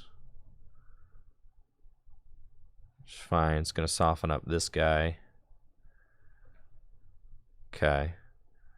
So they are at 1 card in hand again.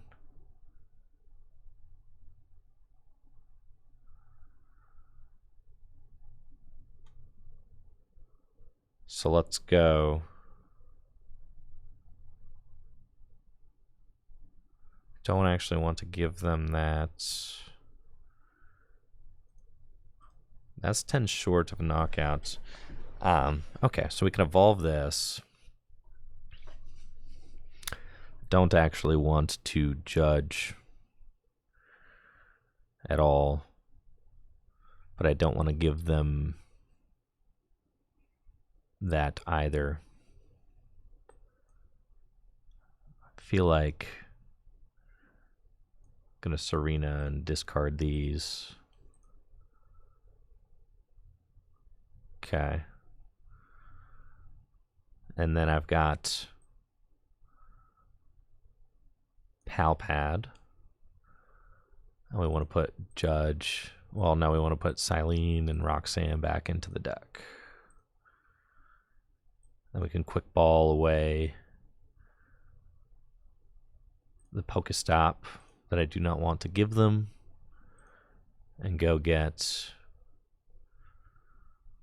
Mew. And then Fusion Strike System for 4. Okay.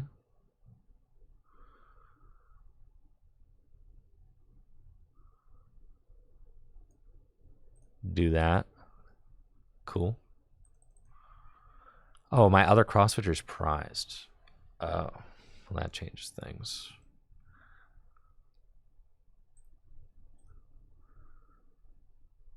Okay, it's fine.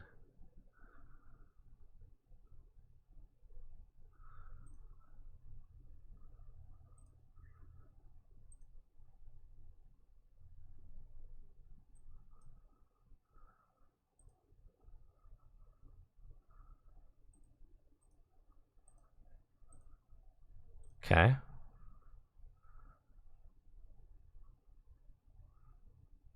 Take that. There it is. Need them to not have choice belts. They have a 1-card hand. They can't use Radiant Greninja to draw more cards. So that's where we're at. We've only got 3 cards left in deck, so we're running pretty low on resources also. But I only have to attack 2 more times in order to win. So we're like definitely close.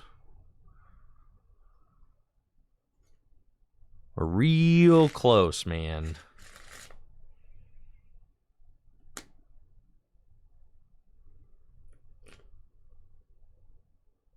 Raihan should do it. That's tough. All right, GG's. Yeah, Drapion.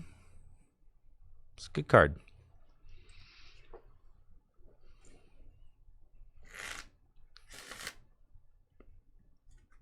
All right, I'll go first in game 2. Huh. I feel like getting rid of all my power tablets earlier in the game definitely kind of made it so that I could not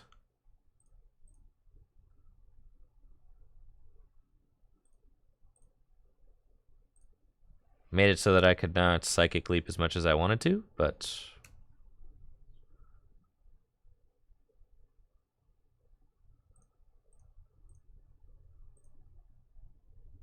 go to game 2.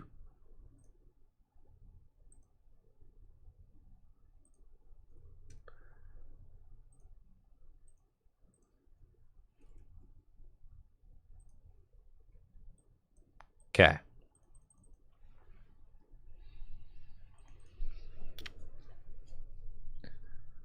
Now that I know what Ridgeway's deck is, I definitely feel like I'm in a better spot to be able to beat it. It is a Lost Box deck with Drapion, Amazing Raikou, and Snorlax. So we got to look out for Drapion, but the Drapion is just gonna come out sometime. That's just the way it goes. And then when it does come out, we want to get rid of it. Our power tablets are going to be good because we're going to want a Psychic Leap. Definitely.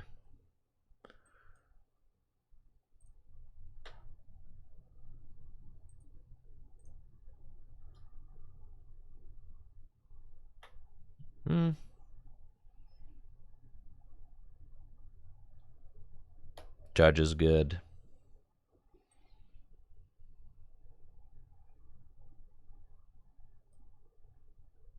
Let's wait until next turn. That's fine.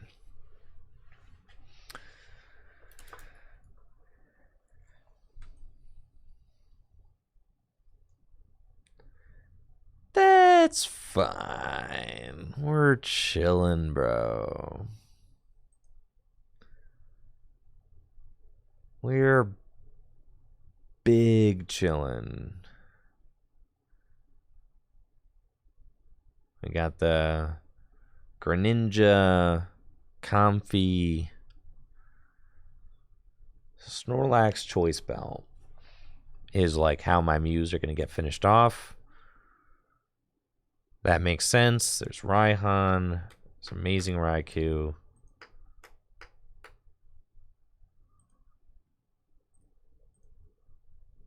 Yes, yes. So I know I'm going to lose 3 prizes instantly.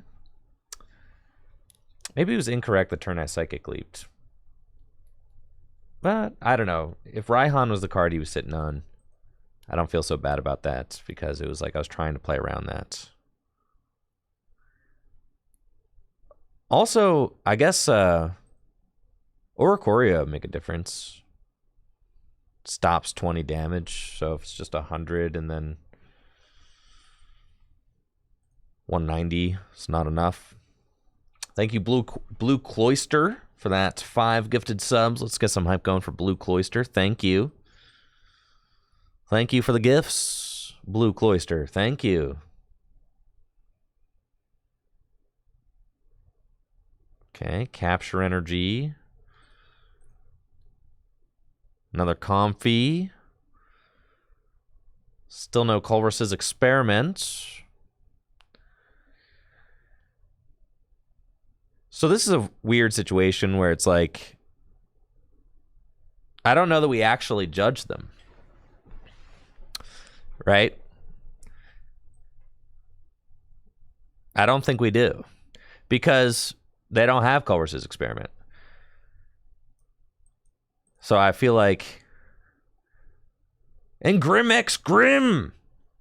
With the 5 gifted subs, chat. Get some hype going for these gifters out here. Let's go. Thank you so much, guys. Thank you. Let's get rid of these.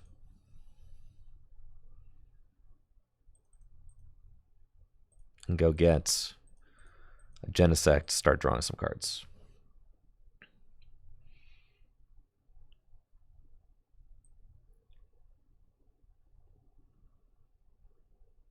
Let's go.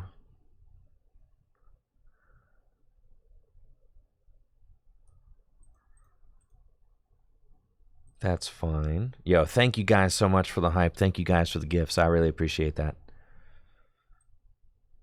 Let's try to do this. Tails, it's fine.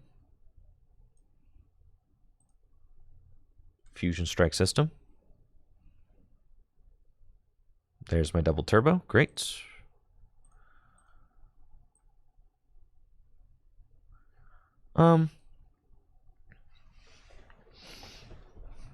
Yeah, let's judge. Or it's Serena. I mean,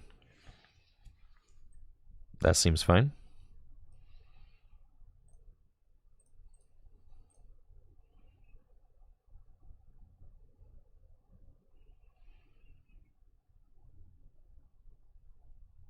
Should have kept the judge, probably.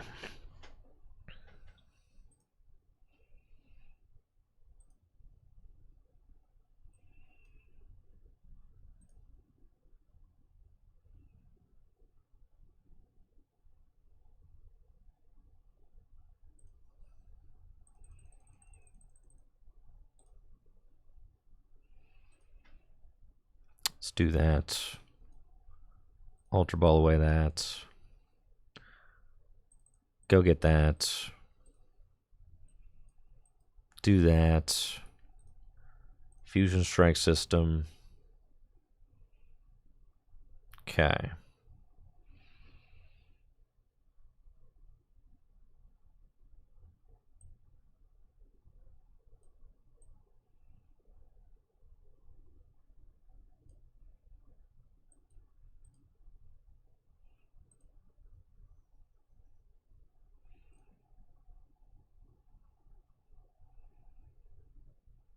I played a power tablet, didn't I?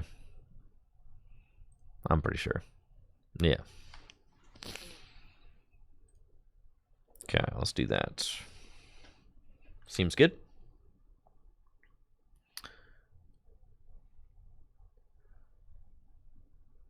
And like I said, they hadn't played Colress yet, so with only 3 cards, I didn't necessarily want to judge because that could put them into the Colress. They're not doing like a ton right now. And they just ditched a stadium too, so I was like, I really want to put this path down, just kind of slow the whole thing.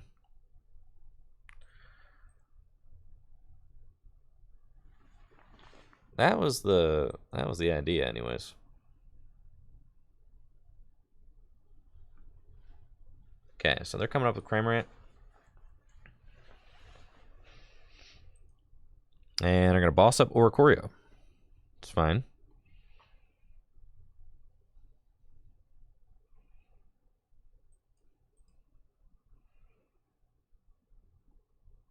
Nice.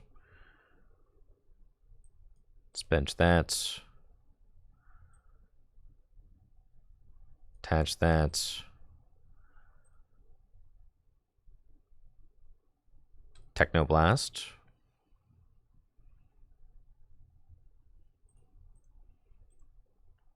Got any cross switchers?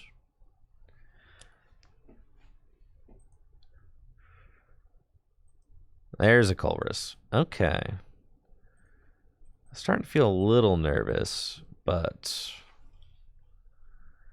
oh well. It's alright.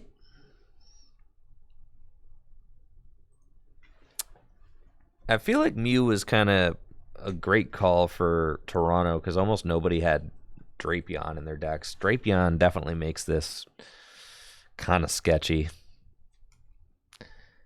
Basically makes it so that your opponent only has to take 3 prizes, which I don't love.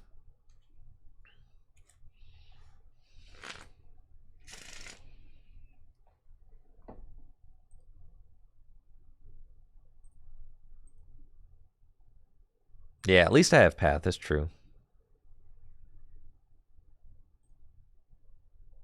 So we got 7 cards in the Lost Zone now.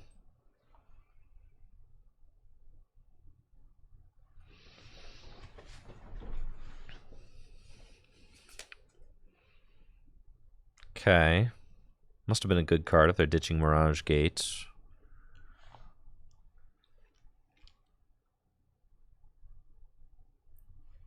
Cool. That's what we like to see. Sick. All right. We're in there, dude.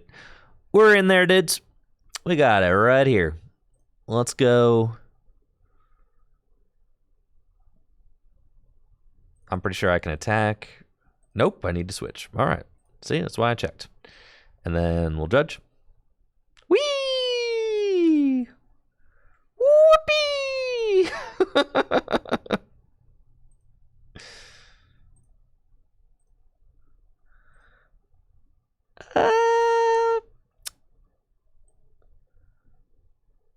Nah, it's not worth it.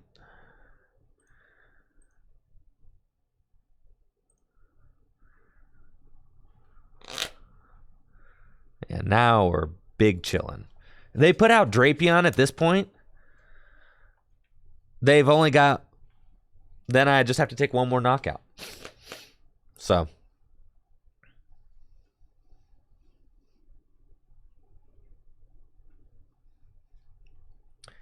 What's a Drapion counter from you? You're seeing it right here. Path.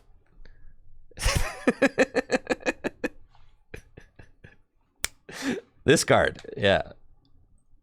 Lost City and Path. Yeah, them's the counters right there. See, this is exactly how you beat decks that you shouldn't beat. This is the strategy for beating decks that you shouldn't be able to beat. Is just messing with them, right? Because on paper, we shouldn't beat this deck. They got single prizers and a Drapion. We should lose that every time. But in practice, you just mess with them enough. That's kind of the idea.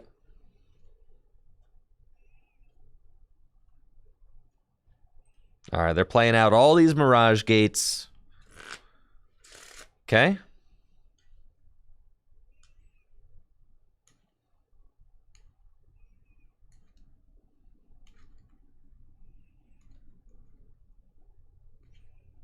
And they're going to do 122 things. So this is the game plan, right? As we can see, they're going to try and knock out this Mew. They're going to try and do that. So let's go Ultra Ball away these. Get Mew VMAX. And now they cannot attack with Drapion or they lose, right?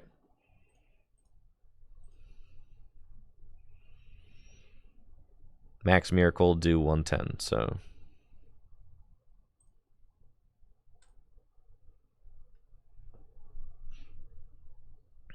And they've got 5 prizes left to take. Thank you, Fishy, for the Prime sub. Appreciate you, Fishy. Thank you.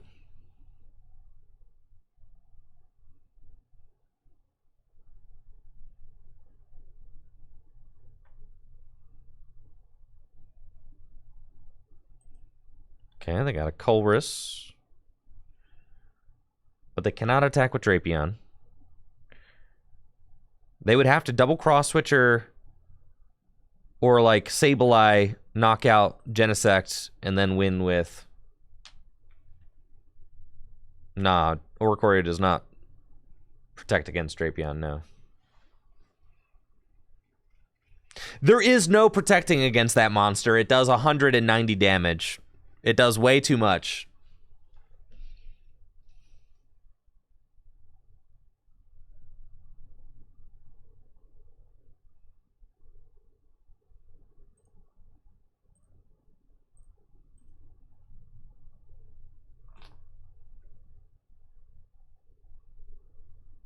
The big D.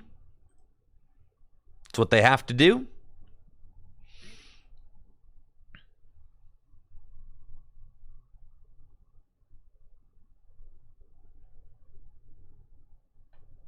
All right, that's GG's.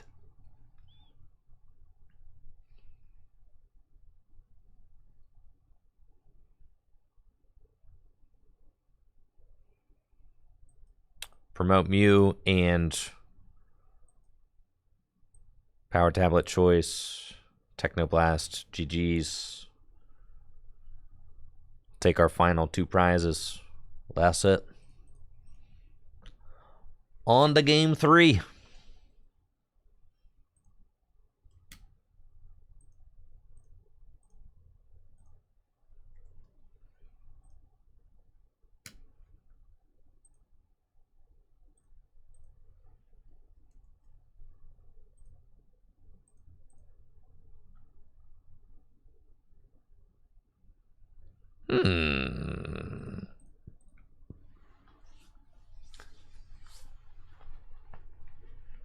Okay. Well, we've learned the deck now.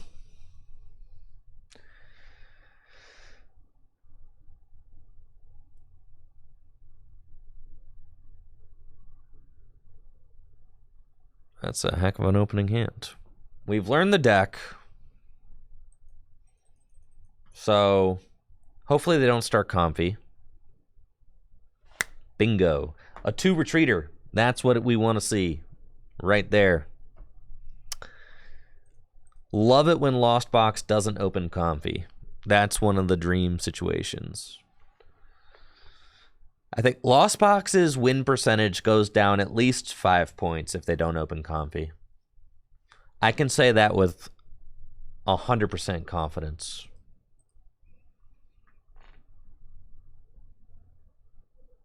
Because then they got to move it. It's like you waste a switch card on having to... Yeah, it's -1. It's basically -1 flower selecting.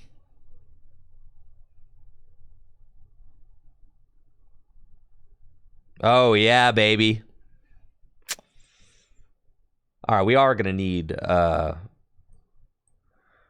going to need a heads here. This is fine. Yeah, every time. Okay. Ding ding ding ding ding ding ding ding ding ding ding ding ding. Wow, only 2 of those guys. Kind of cringe. That's fine. We got 4 cards in hand.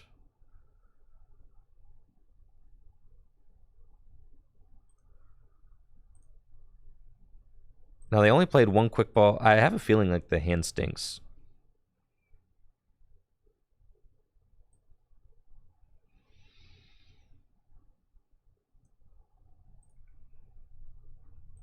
I have the sneaking suspicion.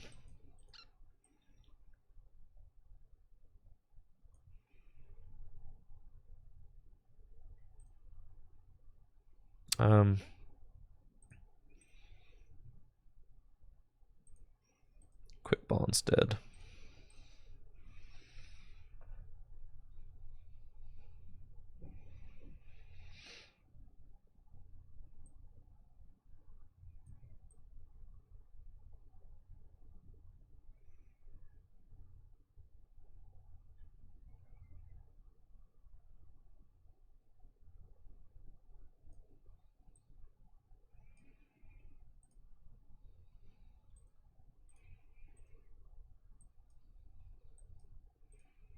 Okay.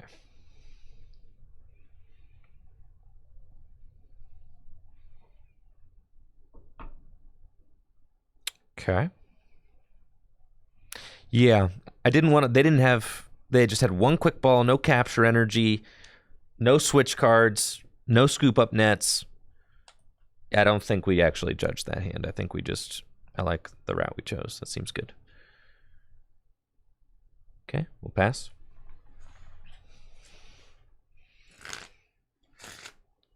They do have a Culver's, though. Sad. It's fine. They still got a lot of work to do because they didn't get to turn 1 battle VIP pass, which is good.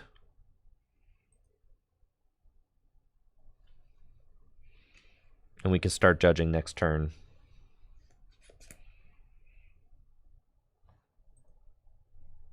Yes, we like this. I have to scoop up net and retreat into the same confy again. That's fine.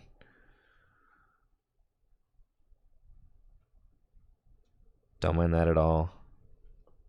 Having just 2 Genesect in the deck is really kind of not super duper great, but that's okay. Rod down is good for us. I like that. 5 cards in the lost zone. Scoop up net. They have to switch into the same confy again. Yeah. That's fine.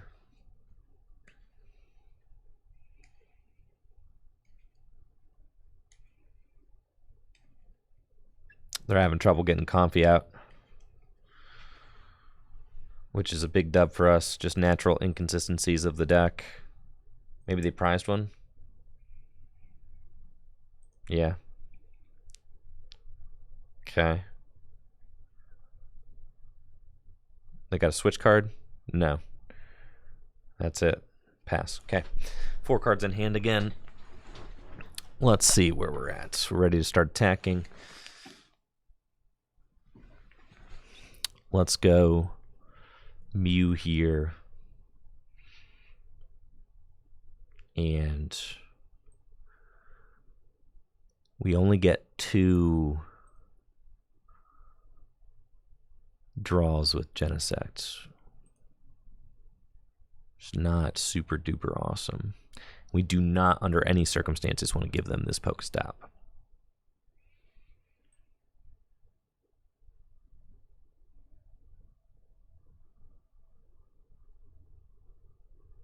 So.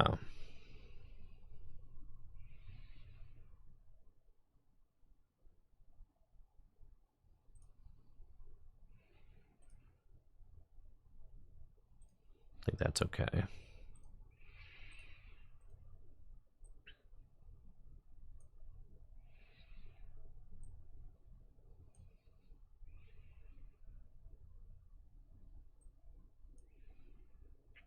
Put Silene back in. Fusion Strike System.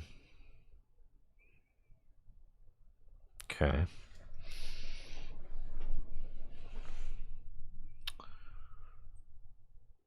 Choice Belts.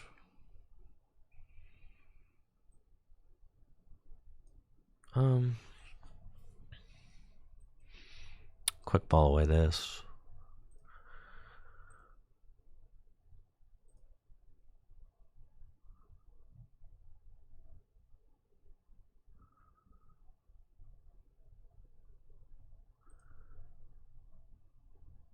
Yeah, let's just draw. Okay, that's pretty good.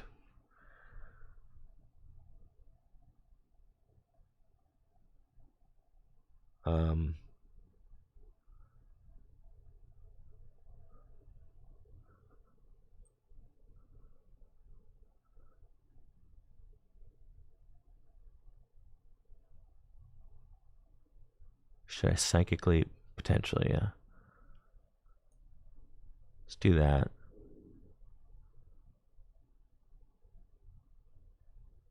And we'll judge. Okay.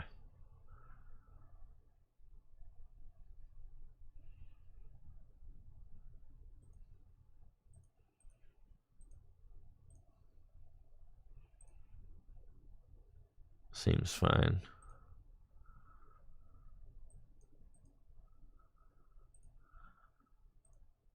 Okay. We'll do that. Leave them with just 1 Comfy.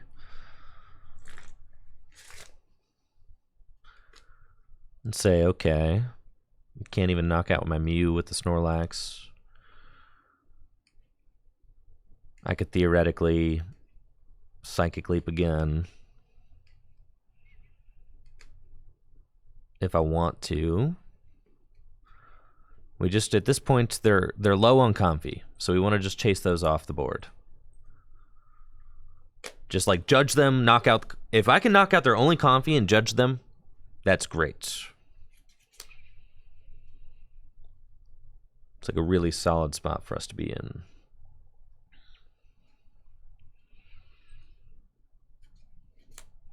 But, all right, looks like it's Raikou this time. It's fine.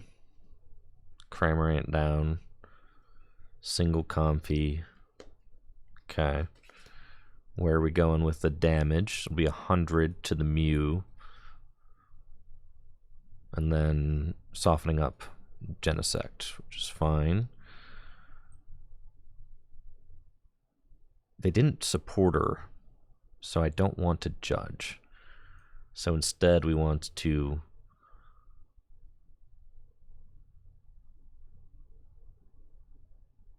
they didn't support her at all. No.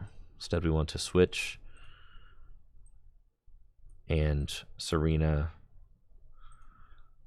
discard these. Okay. And then I feel like it's incorrect to knock out the Comfy this turn. I feel like it's correct to knock out the active. Yeah.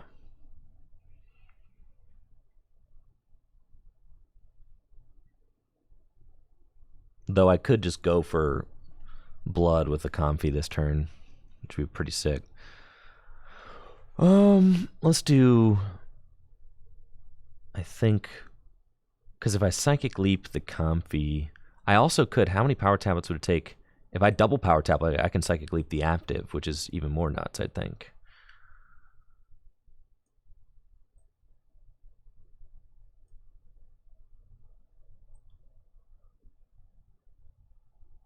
So, yeah. That's good. I've got 2 Power Tablets left in the deck. And my thing is prized. Let's go for Power Tablet, because I got Ultra Balls I can draw into. Okay? So we'll do that and draw. And we do find the Ultra Ball, which is great. So we don't want to Lost Vacuum yet. We want to Ultra Ball away these. Go get Mew. And then save all of this. Fusion Strike System. Okay. Excellent. And then retreat into Mew and Cross Fusion Strike. Psychic Leap. And yeah, we'll shuffle you back into the deck. And promote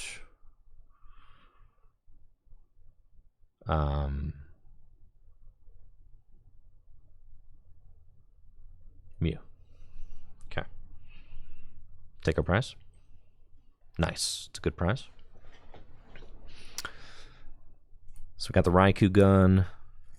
We seem to have them in a little bit of a compromising hand. We haven't been promoting Mew VMAX either, so they don't have an easy Drapion out. So we've been able to really Power Tablet finesse with Psychic Leap, which is good. And it's definitely kept us alive. All right, they got another Scoop Up Net, so they'll get another Comfy. We're hoping that they just have a tough time finding the Culver's Experiment. That's the 4th Scoop Up Net. Good to note. All 4 Scoop Up Nets are down, so no more of that. They got a Culver's Experiment, which is fine. I've got Judge in my hand to be able to bring the hand back down after they increase their hand size. But again, they do not have any more Scoop Up Nets left in the deck, so that is quite good for us. We know we got to worry about Drapion at some point. This deck plays multiple amazing Raikou. Okay. It's pretty cool. Cards in Lost Zone, we're talking 6, 7, 8, 9, 10, 11. Okay, so they got the 10 that they need. They could Sableye my Genesect this turn. Yeah. Yeah, they could. You know, but sometimes you just gotta hope that that does not happen. I think they're also down. Yeah, well, 1 Mirage Gate there.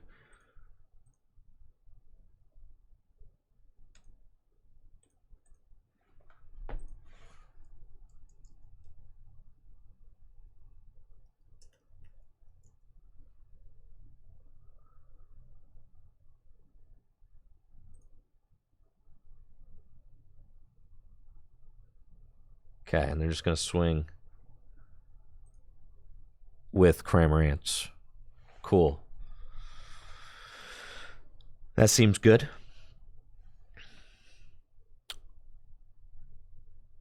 We're getting to the point now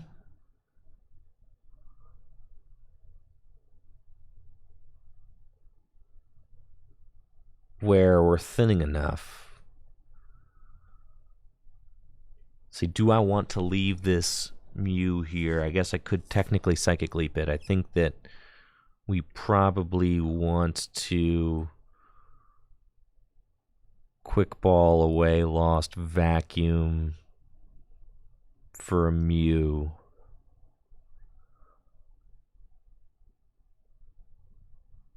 They're not going to Amazing Raikou again this game, I don't think. Let's Quick Ball away Lost Vacuum. That's fine. Go get another Mew. Got Echoing Horn. We got Path. Okay. Bunch of double turbos in the deck. I think we just judge.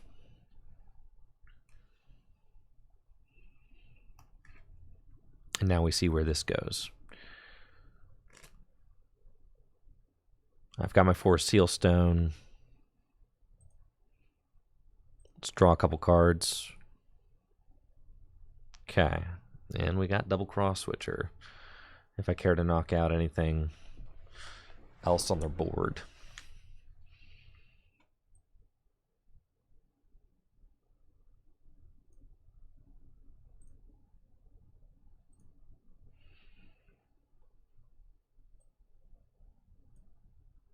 Okay, do that. Attach here. Fusion Strike System.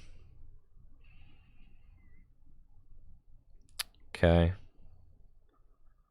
And then, how many vacuums do I have down? Both.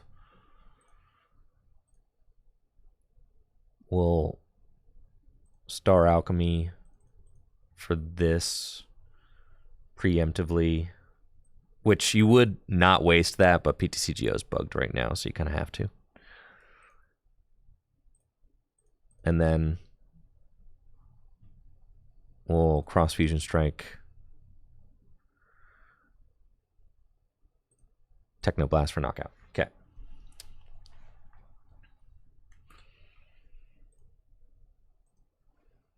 Nice. We found a Genesect. That's cool. Now if they knock out my Genesect on the bench with Sableye, that's still okay. We got the Path down, so they have to counter Path if they want to use Drapion at this point.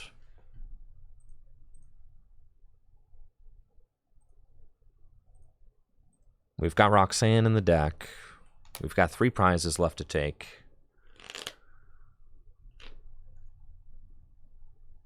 Knocking out the Snorlax felt like a solid play for us. I think we want to promote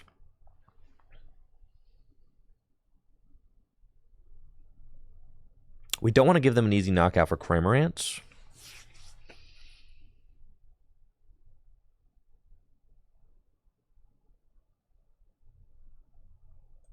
I think this. You can always Psychic Leap it.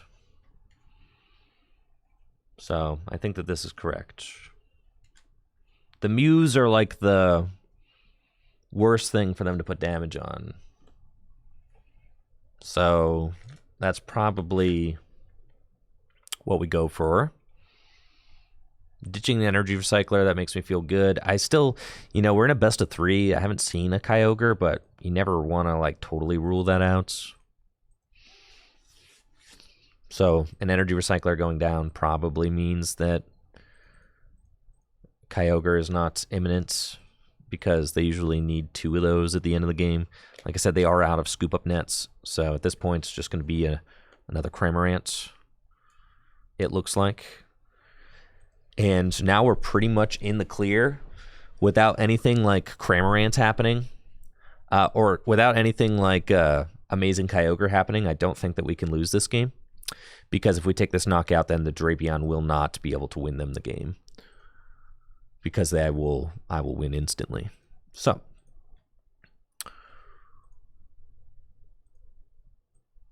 let's Ultra Ball, and we are going to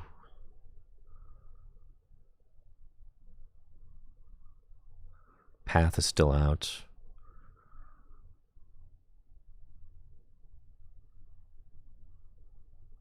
Discard Echoing Horn and Genesect. You know, I've made it this long without that Genesect, so that's okay. Now, we've got Parasol, which is probably the play.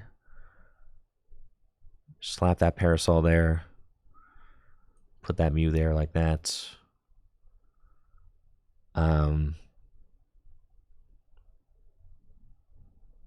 Now, I guess theoretically, if they could attack with Snorlax, Snorlax would do 180. Snorlax Choice Belt would still theoretically knock this out. So let's see if we flip heads on Silene. We do. So what I could do is I could counter Stadium, double Power Tablet, Psychic Leap for knockout, which would then put me to 2 prizes. And I think that that's probably just the play because, yeah.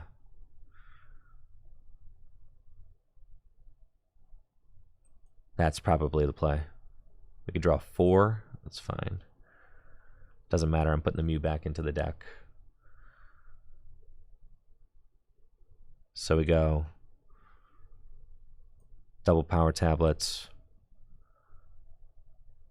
and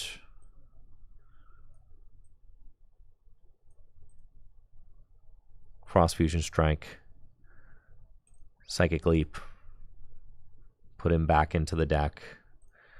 In this way, I think we're the most protected against losing the game.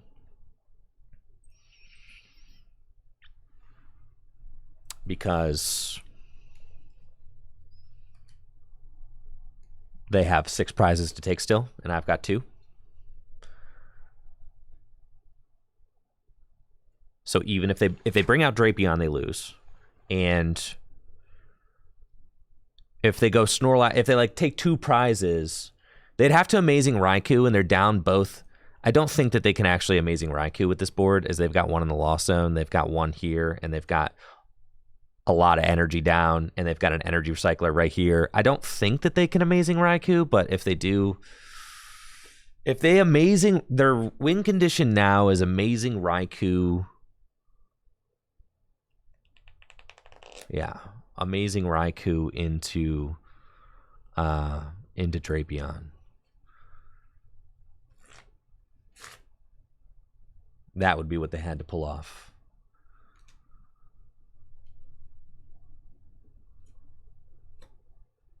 But I don't think that they can do that. They've only got 4 cards left in deck.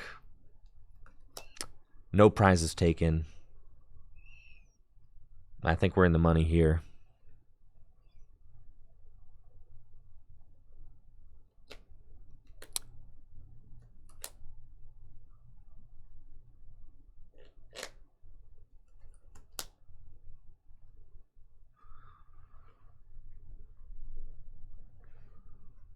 Yeah, Sableye, Drapion. Yeah. Even so, I don't think, like, you can't... I don't think that there's a route for you to win, right? I don't think it's correct to promote Mew VMAX there because, well, then I guess they could Drapion... Well, maybe it is correct to promote Mew VMAX there. Okay, maybe it is. But I hadn't concocted that potential win condition. And also, I don't think that they necessarily have the cards. Yeah, so they're just going to scoop. GG's, Ridgeway. GG's. All right. GG's, chat. Yes, great games, Ridgeway. Great games. Well, I'm glad you guys got to see that also, because you kind of got to see me, like, dial into, like, what I would, you know, if I was playing in a tournament. You see, like, game 1, I have no idea what I'm up against, right? And then I learned and adapted for game 2, game 3. I learned exactly what I was up against and how to play against it. And, you know, I think that you were able to see how we could turn that series around and come out with a dub, right? Game 1 really was tough because we got...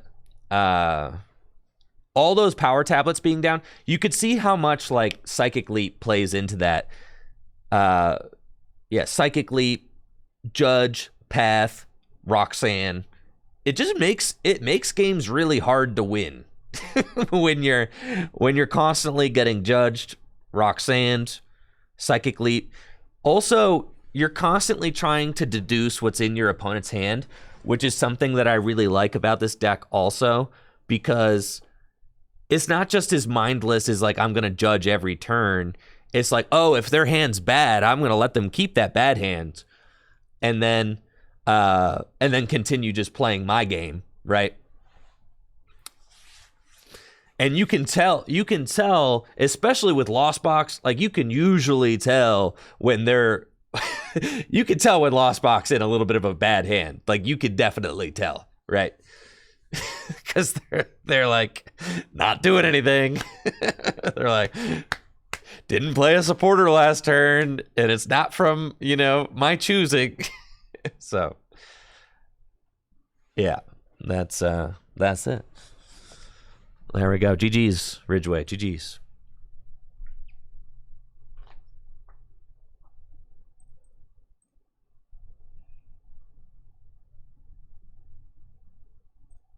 But you could see, like, obviously, games get a lot harder to win when your opponent plays Drapion, but it doesn't mean it's like a,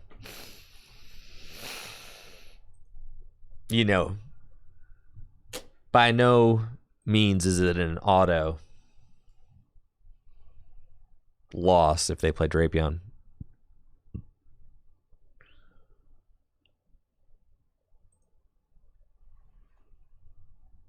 Do I feel like a weight has been lifted off my shoulders after deleting live?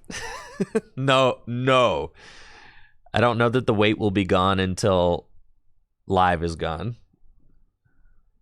Oh, this matchup's an auto loss. All right. What do we want to do next? I'm mute out. We muted up. It was fun. Furiously collecting. First time in the chat. Want to see some GLC?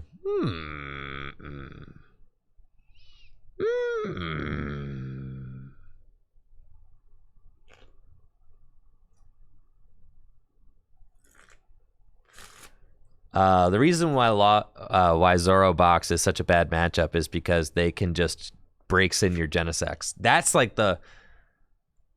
Yeah, see you, Ridgeway. I know. Now I got to worry about Ridgeway playing 2 Drapion or Zacian. Amazing Zacian in Arlington. Jeez, man.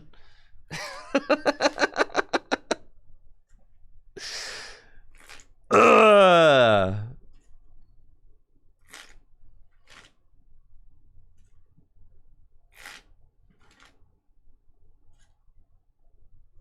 Can I show how to construct a GLC deck and what the stable cards are?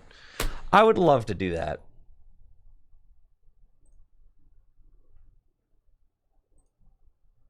This Friday, baby.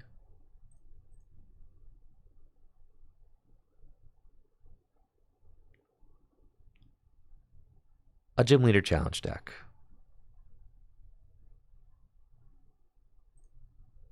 Well... Dun dun dun dun dun dun dun dun dun dun.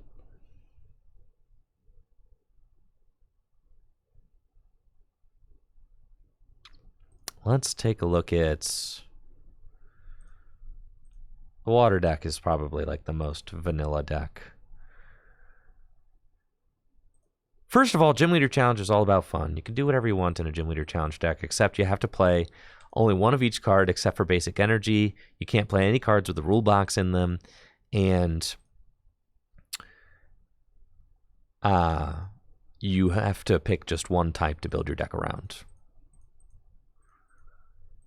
It's a lot of fun, but other than that, you should just be play to have fun. That's the point. Standard is standard. Standard will always be there, and it will always be standard. Gym Leader Challenge, that's That's where we go to disconnect and have fun, right? That's where we go to have fun.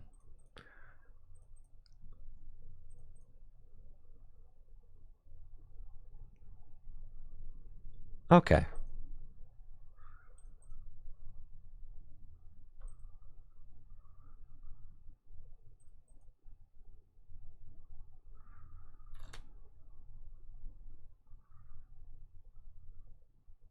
Really, like, there aren't that many cards that I'd say are like,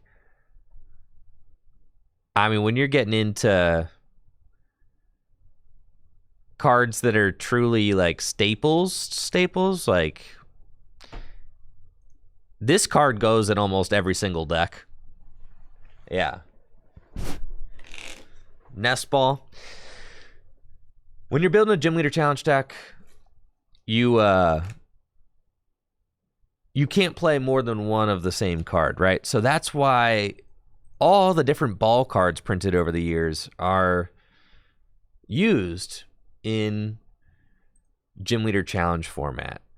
You've got a lot of standard cards like Level Ball, Quick Ball, and Ultra Ball, which help you to search out basic Pokemon, evolutions, and all that.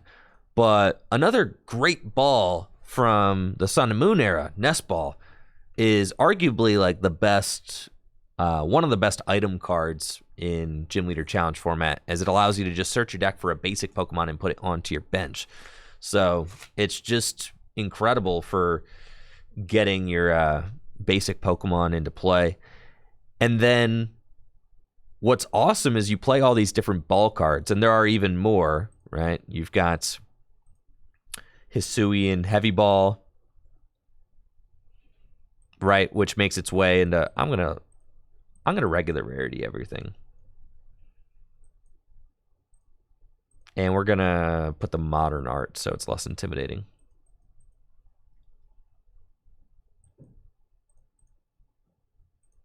Okay. Quick Ball and Ultra Ball.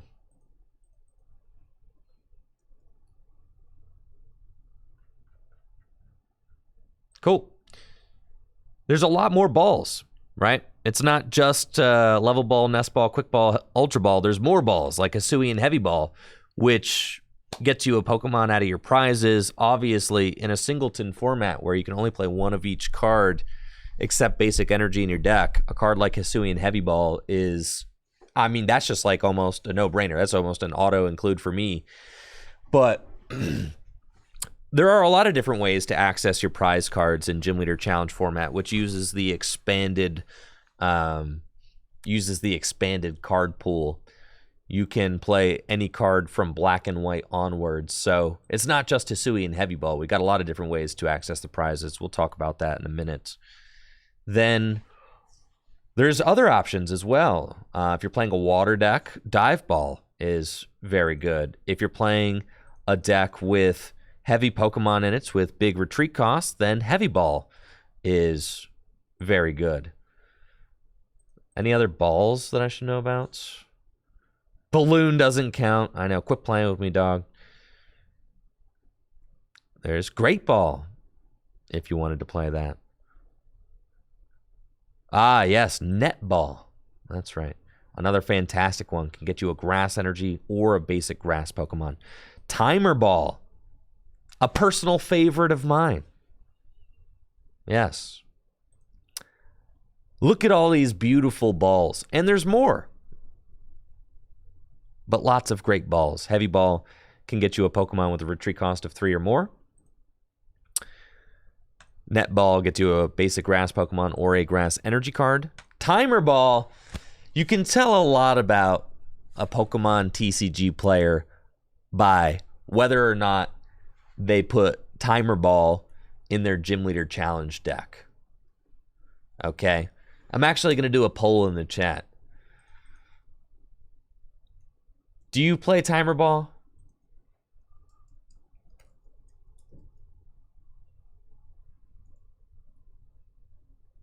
Yes or no? Yes. Gym Leader Challenge from Black and White on. But some people will casually play Unlimited Gym Leader Challenge, and that's very fun as well.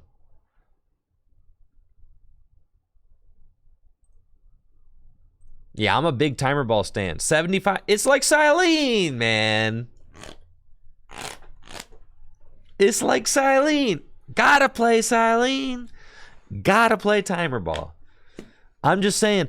And you know what I hope? You know what I hope? I hope they bring back dual ball. If they print dual ball, I hope that we get dual ball in Scarlet and Violet base set, baby. I'm playing dual ball in my decks. That's right. Dual ball basically says go get 2 basics out of your deck. I don't see what the problem is. Yeah, for sure. But dual ball is in Heart Gold, Soul Silver, or in the Gold and Silver block, so not legal for official Gym Leader Challenge play. But you know, if you play casually at home, I ain't stopping you. So lots of different ball cards to choose from, and then it's not just the balls. There are other item-based search cards like Evolution Incense, Evo Soda, which are both great. Evolution Incense, obviously, if you play Standard, you know about this card. It's obviously very good for getting your evolutions into play. And then there's also Evo Soda, which just allows you to go search your deck for a Pokemon that evolves from one of your Pokemon in play. Other options that players consider for Gym Leader Challenge are Pokemon Communication, which allows you to swap a Pokemon in your hand with one of the Pokemon in your deck. Yeah, some people play Pokemon Communication. I'm not a big Pokemon Communication stan, but some people are. There's also Fog Crystal, standard legal card, very good if you're playing a Psychic type deck. There's Pokénav. Yeah. It's another consistency card. Look at the top 3 cards of your deck. You may reveal a Pokemon or energy and put it into your hand. Put the other cards back into your deck in any order. There's also Mysterious Treasure. Ooh, so mysterious. Yes. Which is perfect for your Psychic type or Dragon type deck. It's basically like a quick ball for anything. Any Psychic type Pokemon or Dragon type Pokemon. So these are just like the item-based search cards that are popular in Gym Leader Challenge formats. And there's quite a few. But as you can see, in standard format, your deck might be, 4 Quick Ball, 4 Ultra Ball. In a Gym Leader Challenge deck, your deck might be 1 Evolution Incense, 1 Evo Soda, 1 Hisuian Heavy Ball, 1 Level Ball, 1 Nest Ball, 1 Pokemon Communication, 1 Quick Ball, 1 Timer Ball, 1 Ultra Ball. Which is cool, right? I mean, that's sick. In my mind, that's really cool because it makes you think on your feet about how you use your cards and your resources and all of that. So with all of these balls in your deck, a card like Ball Guy becomes very strong because you get to search your deck for up to 3 different item cards that have the word ball in their name. So these kinds of setup supporters are very strong in Gym Leader Challenge format because Gym Leader Challenge format is a slower format than Standard, where you're not just blowing things up on turn 2 every game. So setup cards like Gloria, Bridget, Gloria, Ball Guy,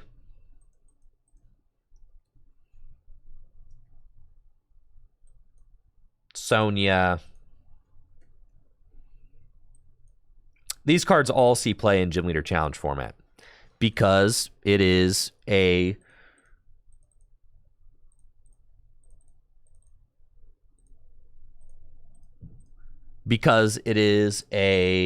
format where setting up your deck like takes a turn, and that's okay, right?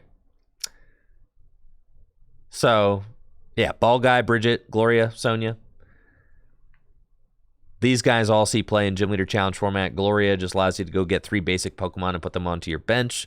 Bridget does essentially the same thing. Both kind of weirdly out of date for their... Well, actually, I guess Gloria is future-proof because 3 basic Pokemon that don't have a rule box. But then Bridget is search your deck for either 1 basic Pokemon, capital EX, or 3 basic Pokemon, right? Which is super funny.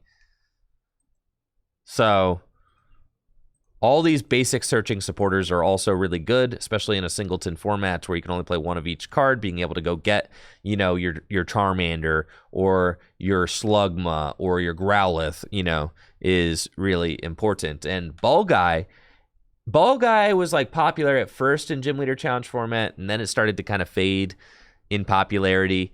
But what really put Ball Guy on the map is being a second out to Hisuian Heavy Ball. And I think Hisuian Heavy Ball pretty much cemented Ball Guy's foothold in Gym Leader Challenge format, because having a second out in your deck to getting a Pokemon out of your prizes is really stinking good.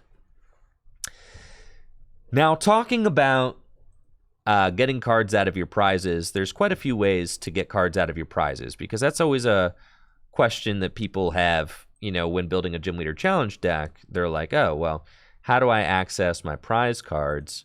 Because everything's singleton. So doesn't the prize card mechanic kind of just ruin the idea of Gym Leader Challenge format? No, it does not. But I'm glad you asked. You've got Town Map. You've got Gladian. You've got Hisuian Heavy Ball. And you've got Peonia. So you've got some really strong options to access your prize cards. Town Map is my personal favorite. So in most of, like, my play style, my deck building, you know, strategies are usually to, and this is something that not everybody agrees with, so this is where you get kind of personal taste into the mix. I like playing Hisuian Heavy Ball and Town Map in my deck. Now, it's kind of a funny thing because you can't play Hisuian Heavy Ball if you've already played Town Map. So you have to do one, then the other, right? I'm a big Town Map fan. I love Town Map. You just flip the prizes over. All right, there's still a couple more options. All right, fine. Rotom decks. People are like, well, what about the Rotom decks? Erasure. Rotom decks erasure. Sure, all right. No, that's not it. What is it? Oh, it's this. Yes. Sure, all right, this is another one. Fine. You just do like a random swap. This is my least favorite of the options, but it is an option. You got Town Map, which just allows you to flip your prizes over and play with them face up for the rest of the game. I don't know about you guys, but once you start playing with your prizes face up, man, it's hard to play with them any other way. Because in Gym Leader Challenge format, every card you take off of your prizes is good, for the most part. And being able to hand select them throughout the game is insane. So, Hisuian Heavy Ball does conflict with Town Map, though, because Hisuian Heavy Ball says, look at your face-down prize cards. So if you flip up your prize cards, then you cannot play Hisuian Heavy Ball, which is why you play Ball Guy, so that you can find your Hisuian Heavy Ball first, right? Makes sense. But then there's also some supporter-based options, Gladian, which allows you to look at your face-down prize cards and put one of them into your hand. Then you shuffle Gladian back into that spot. And then there's also Peonia, which if you play standard format, then you probably know about Peonia. You put up to 3 prize cards into your hand. Then for each prize card, you put a card from your hand face down as a prize card. So a nice little swapperoo. Lots of ways to access your prize cards in Gym Leader Challenge format, but my favorite way personally is Town Map and Tsuian Heavy Ball. But players have all sorts of ways that they like to do that. Next up, we got Gusting cards. You've got Guzma. You've got Boss's Orders or Lysander. We'll choose the Lysander Boss. And you've got Counter Catcher. It's the other big one. Let's take a look at these.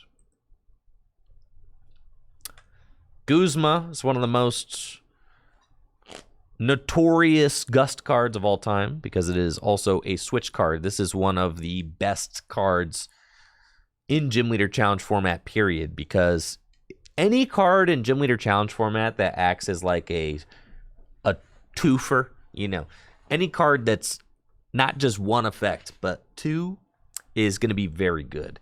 And Guzma is both a Switch card and a Gust card. You switch one of your opponent's bench Pokemon with their active Pokemon, and then you switch your active Pokemon with one of your bench Pokemon. So Guzma can act as a Gust if you need to Gust your opponent's Pokemon, and it can also switch one of your guys from your bench to the active if you need to do that. So it is probably one of the best cards in Gym Leader Challenge format. We've also got Boss's Orders, or for all you old heads out there, Lysander. Now, you cannot play both of these in the same deck because they are effectively the same card. Do you see? It won't even let you do that. But they're the same thing. So, pick your poison. You can either play Lysander or you can play Boss's Orders. You can't play them both in your deck because they're effectively the same card. They literally have the same text on them. So you cannot play them both in your deck. Same thing.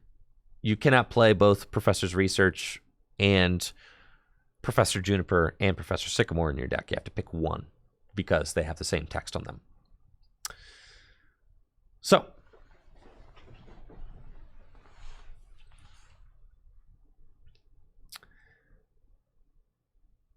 yes. Then there's also Counter Catcher. Counter Catcher is an item-based Gusting card that allows you to switch one of your opponent's bench Pokemon with their active Pokemon if you are behind on prizes. And these kinds of effects have been printed throughout the history of the Pokemon trading card game. They are very good in Gym Leader Challenge format, since Gym Leader Challenge format is a single prize format. Being able to plan for when you are behind on prizes is something that is very easy to do. So, Counter Catcher, another option for Gusting, but your two big ones are Lysander and... your two big ones are Boss's Orders or Lysander and Guzma. Next, the draw cards, baby. We've got lots of great draw cards available to us in Gym Leader Challenge format. Thank you, Master Tech, for that Prime sub. Any tabletop streams planned? Working on it. We've got, everybody's favorite Cynthia. Cynthia is a great supporter card in Gym Leader Challenge format from the Sun and Moon era. Shuffle your hand into your deck and draw 6 cards. Great vanilla draw effect. A very popular supporter. Let's just pull out all the big ones. You've got Research. Discard your hand and draw 7 cards. It's good in standard format. It's good in Gym Leader Challenge as well. Now, you can't play Professor's Research and Professor Juniper and Professor Sycamore in your deck. I know expanded players will ask that. They all have the same text on them, so you cannot play them, just like you cannot play them all in the same expanded deck. Same thing. Colress is probably my favorite shuffle draw supporter in all of Gym Leader Challenge format. You shuffle your hand into your deck and then draw a number of cards equal to the number of benched Pokemon both yours and your opponent's. So if your opponent has 5 Pokemon in play and you have 5 Pokemon in play, you're going to shuffle your hand into your deck and draw 10 cards, which is nuts. I mean, that's a huge amount of draw. This card would be played in standard format if it was standard legal now. It's definitely played in Gym Leader Challenge formats, and it's a playmaker. Colress is the kind of card when you play it, you can make magic happen because you're going to get to see sometimes up to 10 cards off the top of the deck. It's pretty nuts. Colress is super good, but you know what other card I've been getting into in Gym Leader Challenge format? Colress's Experiment is not bad in Gym Leader Challenge format. It's not bad. It's not bad. This card's pretty good. Look at the top 5 cards of your deck, put 3 of them into your hand and the other 2 into the lost zone. This card can be good for growing your hand size in Gym Leader Challenge format. Seeing the top 5 cards is quite strong, especially when you already have a pretty sizable hand. So I'm definitely a fan of Colress's Experiment. That card is growing on me quite a bit. Other popular cards, Marnie, good in standard format, good in Gym Leader Challenge. Each player shuffles their hand and puts it at the bottom of their deck. And then if you put any cards on the bottom of your deck, you can draw 5 cards. Your opponent draws 4. Very good. Another popular one, N.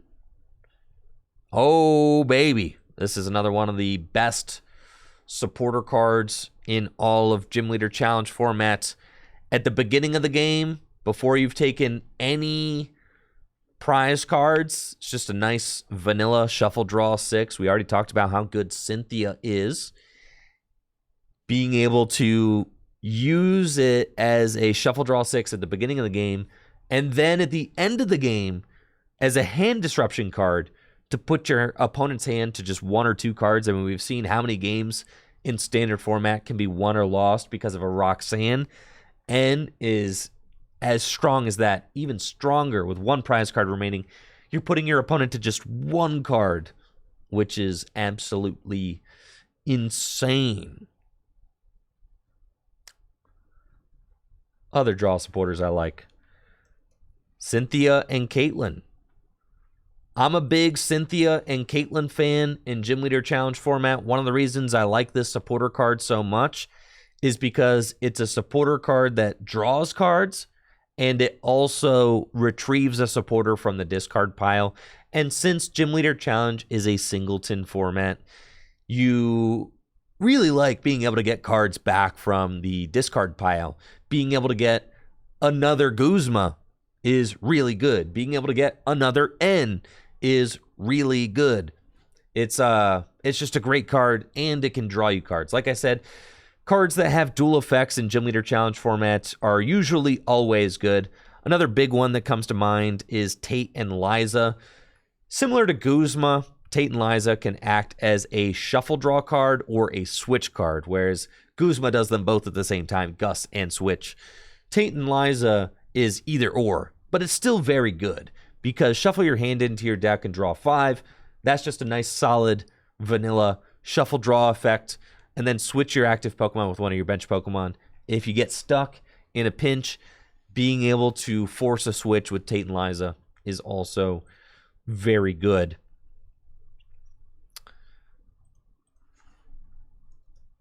We've got a lot of other powerful draw supporters. I mean, there are really just a ton of supporter cards to choose from.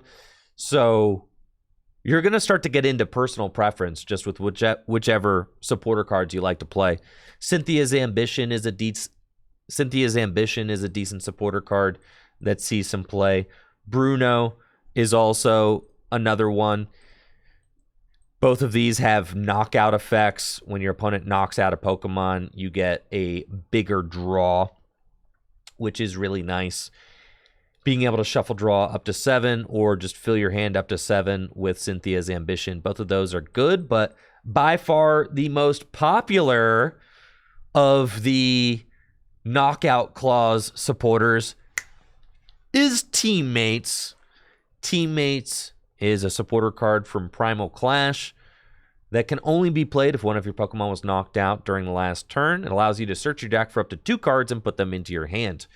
Obviously, in a singleton format where you are limited to just 1 copy of each card except basic energy in your deck, being able to go get 2 cards out of your deck and put them into your hand is super duper good. So Teammates is very good. Another extremely popular knockout effect supporter card in Gym Leader Challenge formats is Raihan, which is kind of like half a Teammates, but then also allows you to accelerate an energy. If one of your Pokemon was knocked out during your opponent's last turn, you can attach a basic energy from your discard pile to one of your Pokemon, and then search your deck for whatever you want and put it into your hand. So that's super good. Obviously, accelerating energy in Gym Leader Challenge format is great. Searching your deck for whatever you want is great. Raihan does both of those things. So a very strong supporter. What else? I know there's more stuff that I'm missing. Erica's Hospitality. Erica's Hospitality is one of those supporter cards you see in quite a few players' decks. It allows you to draw a card for each of your opponent's Pokemon in play, but you can only play it if you have 4 or fewer other cards in your hand. It is very normal for players to fill their bench in Gym Leader Challenge format. You have lots of support Pokemon with abilities and things like that on the bench. So Erica's Hospitality, Erica's Hospitality helps to take advantage of your opponent's setting up by allowing you to draw a card for each of your opponent's Pokemon in play. If they have 6 Pokemon in play, you get to draw 6 cards off the top of the deck. We already talked about how good Colress's Experiment is, allowing you to see 5 cards and keep 3. Drawing 6 cards off the top of the deck can be absolutely insane. But you can't play it unless you have 4 or fewer other cards in your hand, so it's limited in that way. Oh yeah, you can play Lieutenant Surge's Strategy. Rosa's pretty decent. That's another card that some players will put in their Gym Leader Challenge decks. If a Pokemon was knocked out, you get to search for a Pokemon, a trainer, and a basic energy. Put it into your hand. Copycats is a card that some players are into. I know JW Kreewall, Flex Daddy Righteous, played Copycats in his Full Grip Games Gym Leader Challenge 1K winning list. So Copycat's also a good one. It's also worth noting that anybody who wants to learn more about Gym Leader Challenge formats, all of this information that I'm going over is actually available in the Gym Leader Challenge guide. So you can read up on it. All of this is written down for you in the Gym Leader Challenge guide. So sometimes it's nice to have a video explanation of things, but yeah, the Gym Leader Challenge guide at gymleaderchallenge.com is definitely the best resource, the best of the best for building and crafting Gym Leader Challenge decks. So yeah, now that we've talked about general supporter cards, we've also got Recovery versus Seeker. Boom. Phantom Forces. What a crazy card. Versus Seeker is an item card that lets you put a supporter card from your discard pile into your hand. That's nuts. I mean, in a singleton format, when you can only play 1 of each card in your deck, except basic energy, being able to turn 1 of your supporter cards into 2, that's good. Versus Seeker essentially allows you to use your 3rd Gust or use your 2nd N, or, even just dig you out of a dead hand. I mean, it's a very good item card. Thank you, Save the Rad Roaches, for that tier 1 sub and the 33 months. Palpad is also another one. Palpad's good. You get to shuffle 2 supporter cards from your discard pile into your deck. Some draw-heavy decks really like Palpad. Being able to recover 2 supporters is super good. Speaking of recovering 2 supporters, I'm a big Lusamine fan. I think Lusamine is insane. Big fan myself. Because not only does it allow you to put 2 in any combination of supporter cards into your hand, it also includes stadiums. So you can recover 2 supporters, or you can recover a supporter in a stadium, or 2 stadiums.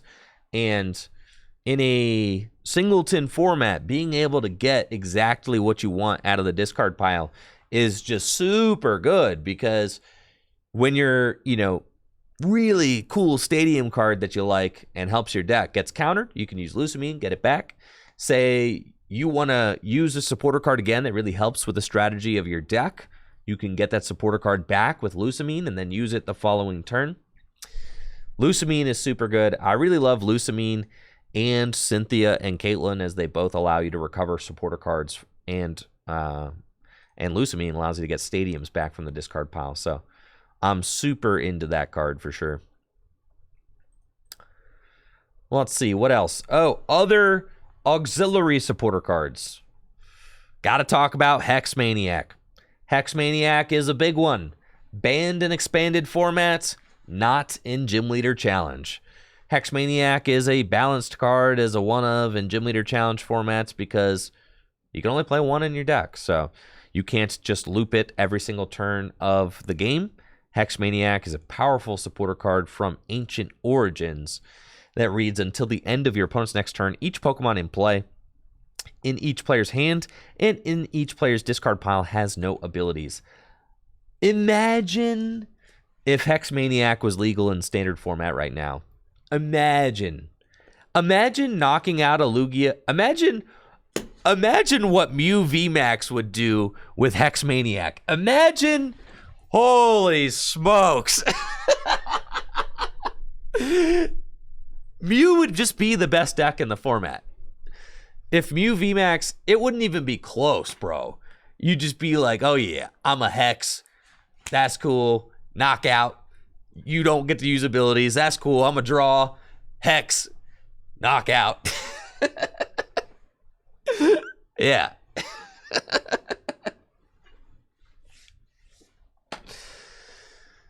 Yeah. Hex would be insane, bro. Gosh. But then, like, the Mew Hex mirrors would be totally toxic. Like, completely toxic. God, I actually am curious. I'm really curious about how the format would evolve.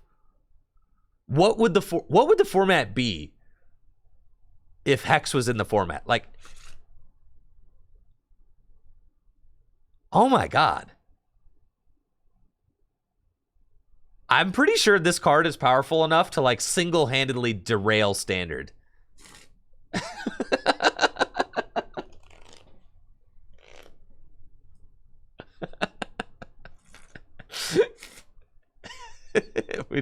It would completely derail standard, I think. Yeah, it's very good. But as a one-of, you can even say, all right, imagine Hex Maniac as like a Prism Star card in standard, right? It's like, all right, well, then it wouldn't completely derail standard. It would just, it would be different, but it wouldn't completely derail it. It would still be toxic, probably, but this card used to just be allowed. Isn't that crazy? Well, it still is in Gym Leader Challenge. So, Gym Leader Challenge format, Hex Maniac, one of the most powerful supporter cards in the game. Part of what makes it balanced in Gym Leader Challenge format is that you're only taking one prize at a time, for the most part. So, you're not able to, like, imagine knocking out a VMAX and using Hex Maniac would just be downright silly. It's like, okay, I take 3 prize cards. You can't use abilities. Yeah, it would be really out of hand. But yeah, the single prize nature of Gym Leader Challenge format makes Hex Maniac slightly more reasonable. Hex Maniac is very good. Another one of my personal favorites, Mallow and Lana. Mallow and Lana is a tag team supporter card that allows you to switch your active Pokemon with one of your bench Pokemon, but then you could, if you wanted to, discard 2 other cards from your hand. If you do, you heal 120 damage from that Pokemon. I'm a big fan of Mallow and Lana in my tanky decks that try to prevent knockouts by just having like a big dude that doesn't get knocked out. Yeah, Mallow and Lana is awesome for that. Another one worth noting is Guzma and Hala. Guzma and Hala, very popular card in Gym Leader Challenge formats because it allows you to search your deck for a stadium, but then if you want to discard 2 other cards, you can search your deck for a stadium, a tool card, and a special energy card.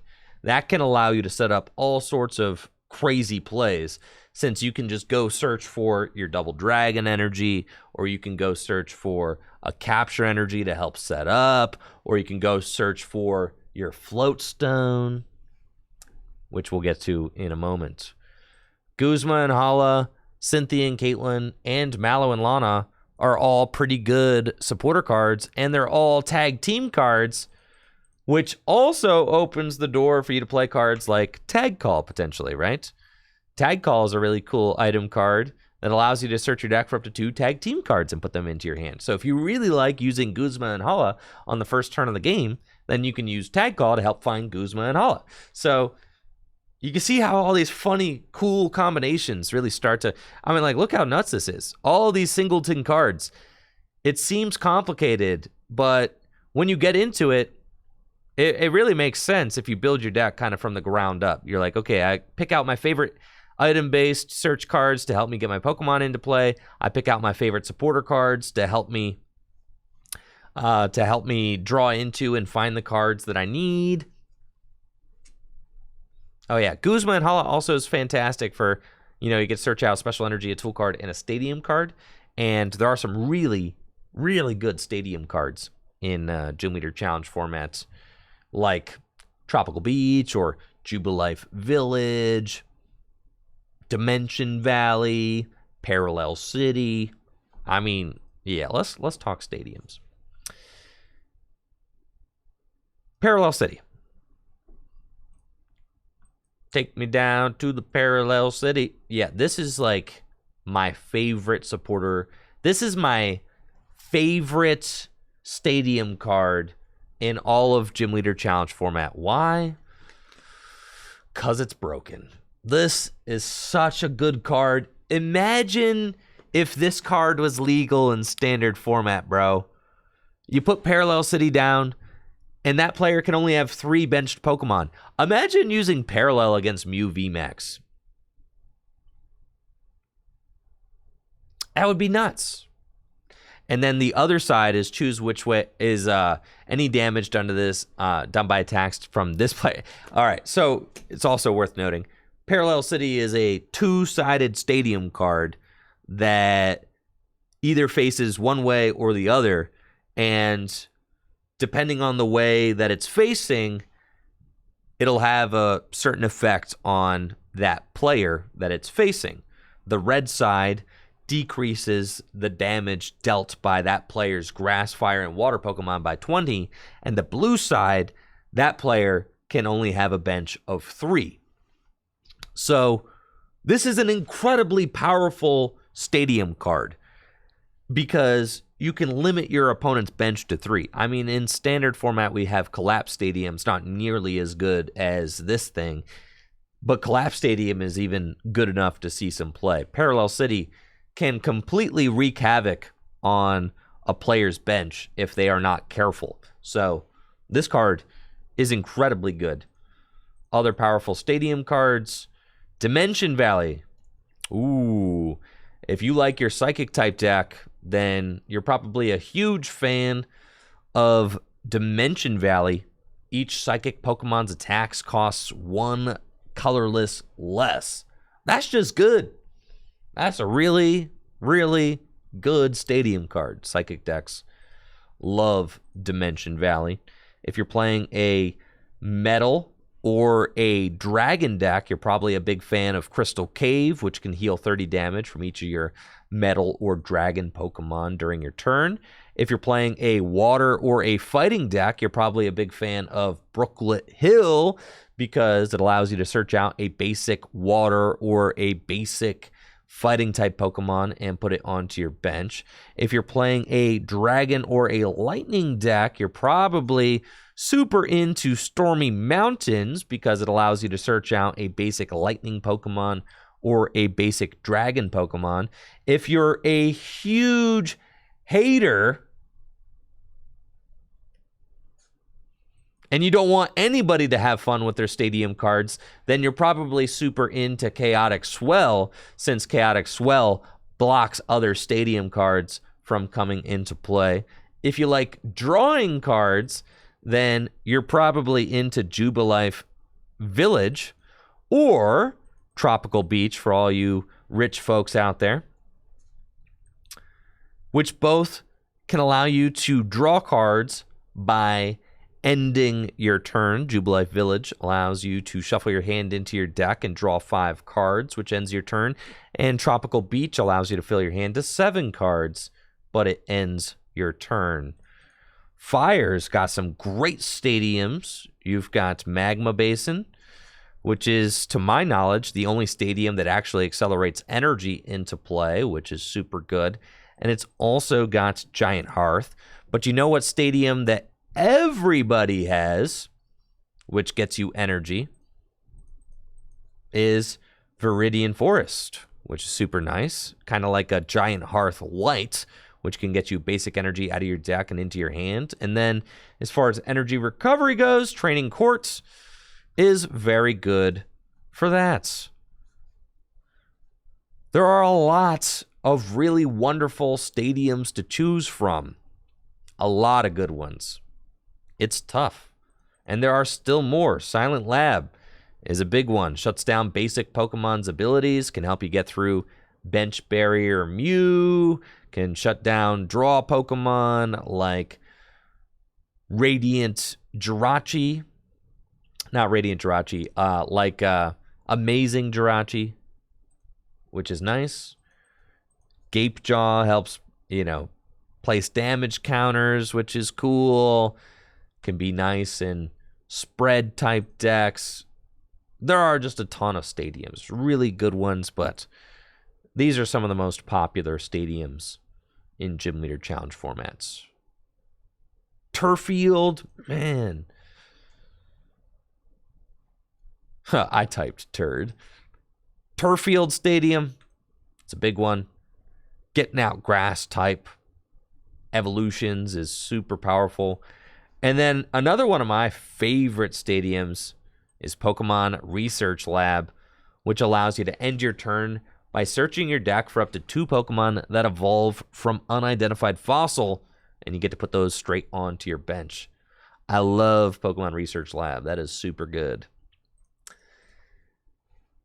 Now, as far as the tool cards go, man, there's some great tool cards in Gym Leader Challenge format. But by far, the best tool card, so powerful that they'll never print a card like this ever again. Floatstone. Floatstone, oh, Floatstone. What a beautiful tool. Wow. It makes it so that the Pokemon it's attached to has no retreat cost. I know everybody has put Air Balloon on a Pokemon with a retreat cost of 3 and been like, dang, I wish this Pokemon wasn't such a heifer. Floatstone can retreat even the heftiest fellas for free. It's an absolutely crazy tool card and sees play in almost every Gym Leader Challenge deck. Air Balloon is still very good, though, and lots of Gym Leader Challenge decks play both Air Balloon and Floatstone because you know what's better than, retreating for free once is being able to retreat for almost free a second time. So that's super good. Making your Pokemon easy to retreat is very good, but making them big is also good. To make your Pokemon big, we've got Cape of Toughness. Plus 50 hit points. Holy smokes, dude. It's insane.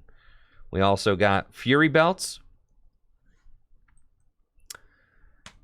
Fighting Fury Belts makes it so the basic Pokemon it's attached to gets plus 40 hit points and does 10 more damage with its attacks. Cape of Toughness gives the basic Pokemon it's attached to plus 50 hit points. Pot Helmet is another perfect card for Gym Leader Challenge format, as it makes the Pokemon it's attached to take 30 less damage from attacks, so it can work on evolution Pokemon as well. Buff padding is one of my favorite tool cards. Kind of limited in its ability to be used, but if the Pokemon it's attached to has exactly a retreat cost of 4, gets plus 50 hit points, which is crazy. If you attach it to a big Pokemon like Steelix, you can make your Steelix really, really, really, really, really big, which is always a lot of fun. Increasing damage in Gym Leader Challenge format is super duper good. Muscle Band is pretty much the best card at doing that. It's just a tool card that gives the Pokemon it's attached to plus 20 damage to its attacks. Man, that's good. Fighting Fury Belt gives you an HP boost and plus 10. Muscle Band gives you plus 20. And you can see why, like, you realize we had, like, Vitality Band? Like, that's crazy, bro. This card is just terrible in comparison. You can see how they're kind of dialing down the power level of the item cards over the years, but then they've really dialed up the power level of the Pokemon, which is kind of nuts. A card like Vitality Band is really not very good in Gym Leader Challenge format because you got just better cards like Fighting Fury Belt, which does what Vitality does, just kind of better. And Muscle Band literally does what Vitality does, just literally better. So, yeah, a lot of your older item cards are going to be very powerful because they don't make them like this anymore, folks. They really don't. But then some of the newer some of the newer item cards are just like kind of busted. Like Cape of Toughness is really, really stinking good. Pot Helmet is really stinking good. You've got Air Balloon, which is still very good. Big Charm's another possibility. Yeah, there's a lot of very good item cards, and well, there's a lot of very good tool cards and a lot of very good stadium cards in Gym Leader Challenge format. And you know what's good against tool cards? Oh, yeah, I forgot about U-Turn. I use U-Turn board. Yeah. Shout out to U-Turn board. I love this card because even if your opponent removes it, it goes back to your hand. And in a singleton format, being able to recycle cards is like mind-blowingly good. So U-Turn board is nuts. Speaking of removing tools and stadiums, or I should say, there are a ton of really powerful tool cards and stadium cards in Gym Leader Challenge formats. And in order to combat those, many players play Field Blower. Field Blower is an item card from Guardians Rising, which allows you to choose up to 2 in any combination of tool cards and stadium cards in play and discard them. So Field Blower is a card that many players swear by, and they'll put it in every single one of their decks because being caught up against a Cape of Toughness, let me tell you, having to knock out a Pokemon through Cape of Toughness or having to knock out a Pokemon through Fighting Fury Belt, that's hard, okay? And just being able to remove it, that's good. So something that comes up quite a bit is you'll use a card like Teammates to go get a Field Blower to help you take a knockout. You can kind of see how these combinations, wow, we've talked about a lot of cards. You can kind of see how these combinations start to get pieced together. You're like, oh, well, I need to find my Field Blower in the exact right turn so that I can take this knockout. In order to help me do that, I'm going to play Teammates in order to go get 2 cards out of my deck, right?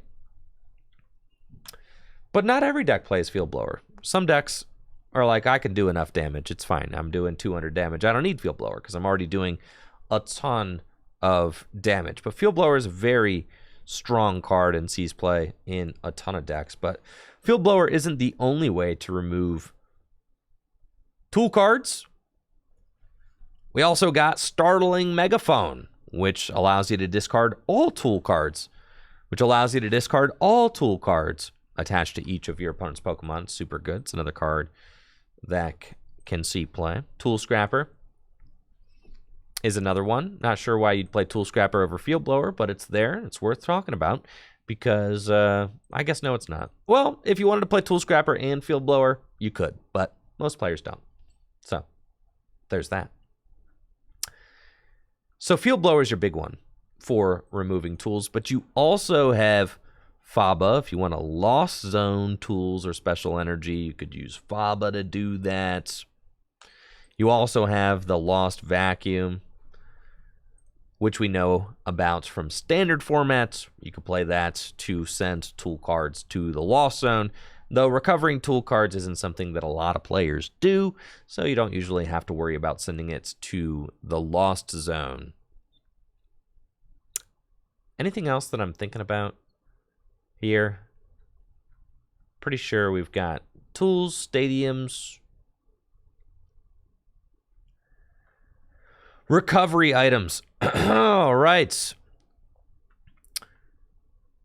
In a singleton format, being able to recover Pokemon from the discard pile is really good because sometimes you want to use your good Pokemon more than once. And there are quite a few cards that allow you to use those Pokemon over again. I think the best one, or one of the most popular Pokemon recovery cards in Gym Leader Challenge format, is Rescue Stretcher from Guardians Rising. It allows you to choose one of two options. You can either put a Pokemon from your discard pile into your hand, or shuffle 3 Pokemon from your discard pile into your deck. This is super good because it allows you to shuffle an entire Stage 2 line. If you want to put Trico, Grovyle, and Sceptile all back into your deck so that you can evolve that Sceptile back into play, you can Rescue Stretcher all 3 pieces back into your deck. And if you're thinking to yourself, why, my goodness, is there really enough time in a Gym Leader Challenge match for you to set up a Stage 2 Pokemon, have it get knocked out, and set it back up? Why, yes. Yes, there is. But then the other effect is also really good, allowing you to put a Pokemon from your discard pile straight into your hand. So if one of your powerful attacking basics gets knocked out, you can put that Pokemon straight into your hand. Or if one of your pre-evolutions, say poor Trico, gets knocked out before you were able to evolve it into Grovyle, you can Rescue Stretcher that Trico back to your hand so that you have a chance to evolve it the following turn. Another big one is Revive. Revive is a nice item card from Black and White base set that allows you to just instantly put a basic Pokemon from your discard pile straight onto your bench.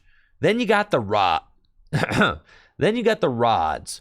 Ordinary Rod and Super Rod are probably the 2 best ones, though I've been known to mess around and play Lana's Fishing Rod too. Lana's Fishing Rod shuffles a Pokemon and a tool card from your discard pile into your deck. We already talked about how good some of the tool cards are. Being able to recover them and a Pokemon is pretty strong. Ordinary Rod recovers both Pokemon and basic energy, one or the other, or both. And the flexibility of Ordinary Rod is very strong.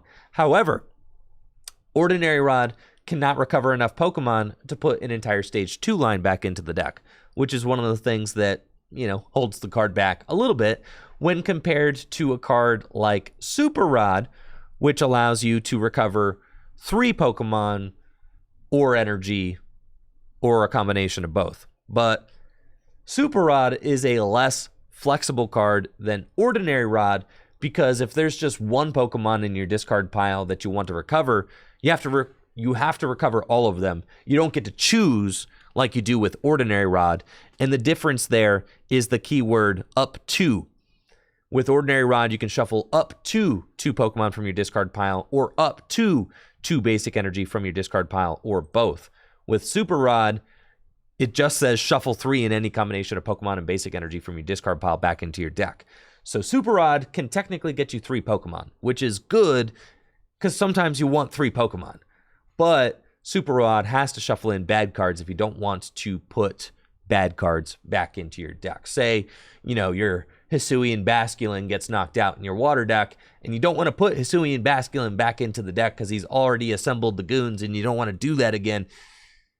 You still have to shuffle the Basculin back in if you only got 3 Pokemon or energy in the discard pile. So that's something. Those are the Pokemon recovery cards. There's also some heavy-duty Pokemon recovery cards that are supporter-based, like Brock's Grit.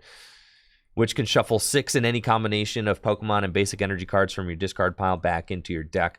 Most people opt to play the item-based recovery cards, but, you could definitely rock Brock's Grit. Or Clara is another big one. Clara sees play in standard format, also pretty good in Gym Leader Challenge formats because it recovers both Pokemon and basic energy at the same time. So a nice option for Pokemon and energy recovery.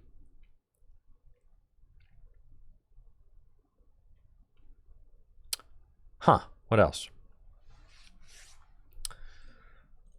We talked about other auxiliary item cards. Got Trainer's Mail. Trainer's Mail is a cool card that quite a few people like to play. It allows you to look at the top 4 cards of your deck, and you get to. It allows you to look at the top 4 cards of your deck, and you pick a trainer card you find there, and you put it into your hand. So in a singleton format, having that selectivity is very good because each card is unique. So Trainer's Mail helps you to find the exact card you want in any situation. Another big one is Pokegear. With all of these one-of supporters in your deck, being able to look at the top 7 cards of your deck and put the supporter that you want into your hand, that's super good as well. Like I said, being able to have some selectivity over the cards that go into your hand in a singleton format is really strong.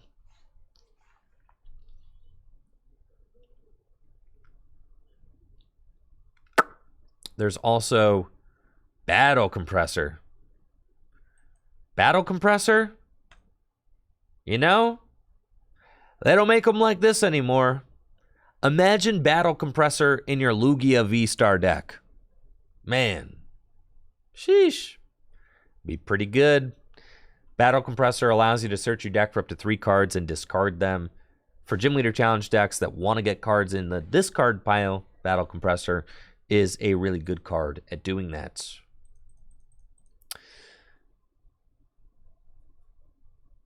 There were, as far as like vanilla Switch cards, we already talked about Air Balloon and Floatstone, but Escape Rope, it's an oldie but a goodie. It's an oldie but a... Dang it, bro.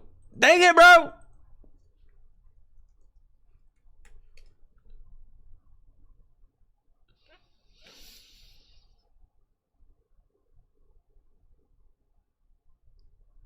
I guess I shouldn't say Escape Rope's an oldie. It's standard legal right now. Okay. As far as Switch cards go, Escape Rope is a really strong option in Gym Leader Challenge. Not only does it allow you to switch, it also can push your opponent's active Pokemon out of the active spot. And then just good old-fashioned Switch is a card that sees play in Gym Leader Challenge format as well because, sometimes you just need to switch your active Pokemon with one of your bench Pokemon. So, Switch gets the job done, but by far the best Switch card in all of Gym Leader Challenge formats is Scoop Up Net.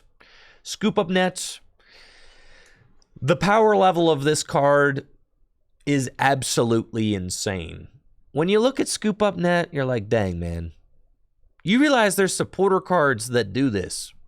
And then they went ahead and they did it. They printed an item card that has the same effect as AZ. I mean, AZ is a supporter card that literally does what it literally does what Scoop Up Net does, except it can affect all types of Pokemon. But Scoop Up Net, I doubt that we're going to see a card like this ever printed again in the history of the Pokemon TCG.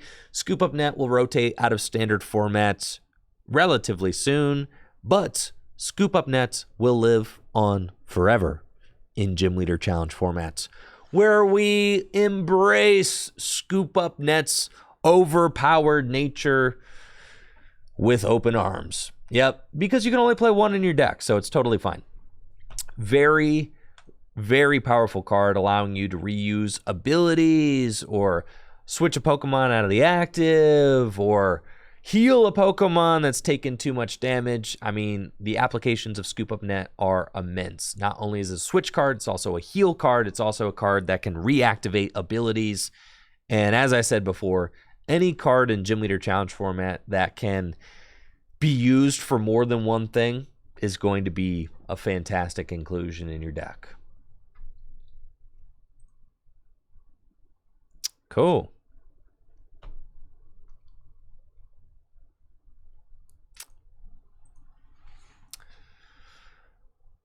I don't know if you're aware, but there's been a lot of really good special energy printed over the years, and even though you can only play one of each special energy in your Gym Leader Challenge deck, as the only cards that are allowed to be played in duplicates are basic energy, special energy still is a really big part of Gym Leader Challenge format. Special energy is still a really big part of Gym Leader Challenge formats. We have various kinds of rainbow energies like Aurora energy or rainbow energy, prism energy, unit energies that act as different types of energies, but all at the same time. So many different kinds of multi-type special energies. We've got blend energies. I had to take a double take at that. Yeah, they're different. Wow. Yeah, that's crazy. Blend energies, unit energies, all these different kinds of special energies that provide different types of energy all at the same time. Counter energy is probably, in my opinion, one of the most powerful special energies in Gym Leader Challenge formats. Second only to Double Dragon energy. I think Double Dragon energy is probably the most powerful energy in Gym Leader Challenge format. I mean, it's literally a double rainbow energy for Dragon-type Pokemon. It's nuts. Every single Dragon-type deck will play this card. It's so good. Counter energy is like a double dragon energy for everybody, but you can only play it if you're behind, but it's only activated if you are behind on prize cards. But if you're behind on prize cards, it is essentially a double rainbow energy, which can allow you to perform some crazy attacks out of nowhere. You can search out your counter energy with supporter cards like Guzma and Hala, which we showed off earlier. Double Dragon energy is played in every single Dragon deck for obvious reasons. It is super good and helps you to fulfill the crazy energy requirements of all the Dragon-type Pokemon. Colorless Pokemon are blessed with some of the best special energy in all of Gym Leader Challenge formats. You've got double colorless energy, you've got double turbo energy, and you've got twin energy. That's 3 different energy cards that provide double energy for colorless energy requirements. So colorless type decks really love that. That is super good for colorless decks. You also got counter energies, technically 4. Triple acceleration energy is another one. Only lasts a single turn, but provides 3 colorless energy. Just so many options. Warp energy is a cool one, as it doubles as a switch card, which I really like. Then there's also recycle energy, which is another one of my favorite special energies, as when it gets discarded from play, it comes back to your hand. So that's super nice. Just nice recyclable energy card. You got weakness guard energy. If you're worried about your weakness in Gym Leader Challenge, you can play weakness guard energy, which turns off the Pokemon's weakness that it's attached to. You also got strong energy, which is really good in fighting type decks, obviously increasing the damage dealt by 20. Stone fighting energy is also really good in fighting type decks, as it decreases the fighting type Pokemon's damage it takes by 20. Shield energy decreases the damage that metal Pokemon takes by 10. Powerful colorless energy increases the damage dealt by a colorless Pokemon by 20. If you're worried about your weakness in your lightning deck, flash energy can turn off your lightning type Pokemon's weakness. You've got speed lightning energy, which is a mainstay in lightning decks, just giving you an extra draw too. So good. I mean, just incredible. So many cool and unique cards to choose from. And just looking at this, we got 100 cards that we've talked about. 100. And I haven't even talked about Pokemon. But there's 100 different trainer cards and so much more. This is just barely getting to the surface of cards that are viable in Gym Leader Challenge format. There's so many more cards to explore and to enjoy when building a deck. There are a ton of really cool Pokemon that you can craft your strategy around as well. But hopefully this little introduction maybe piqued your interest or helped you to wrap your head around some of the most popular cards in Gym Leader Challenge format. If you want to learn more, make sure to check out gymleaderchallenge.com, where there are great getting started guides, including a general getting started guide with some of the most popular staples like I went over in this video. There's also a getting started guide unique to each type that'll go over some of the best grass type Pokemon, water type Pokemon, whichever type you want. We've got a guide for that type, except fairy, because they stopped printing fairy Pokemon years ago, okay? And that's not my fault. It's not my fault they stopped printing fairy. So, yeah. We got a guide for every type of Pokemon over at gymleaderchallenge.com, where you can really dive in and learn about your favorite type in this wonderful format. So that's it. Thank you guys so much for watching. Y'all have a good one. See ya. Cool. I don't know if I'll upload that into a YouTube bit, but maybe. It was kind of haphazard and all over the place, but I wanted to give myself the option to cut it into a YouTube video if I decide to.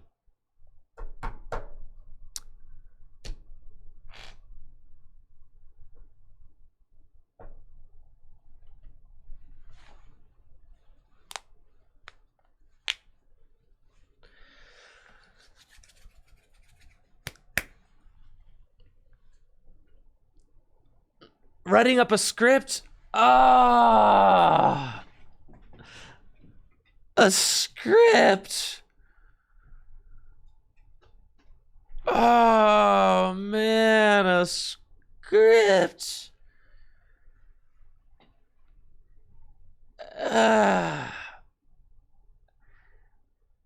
Yeah, man. Connor knows. Man, I ain't writing no script, bro. 100 cards, that was a great place to draw the line. I just got to 100. I was like, oh yeah, bro. We're stopping at 100 cards.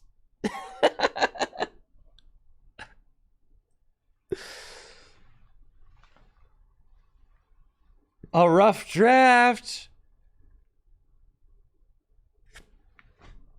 Man. Rough draft.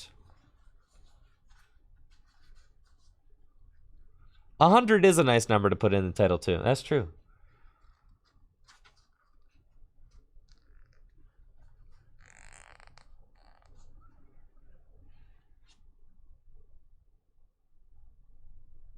Yeah, I like that. 100 cards to start your Gym Leader Challenge journey. Yeah, that was just some serendipity there. That was nice. All right, what's the worst card? What's the worst card on my 100 card list? And why is it Startling Megaphone? It's probably, if I look through, if I was like, dang, what's the Timer Ball? Y'all are haters, bro.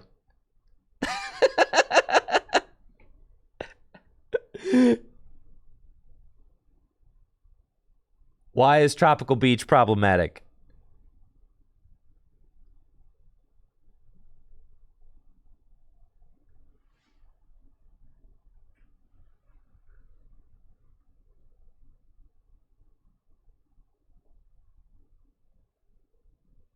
All right, but imagine you're a Worlds competitor from 2011 and you earned one.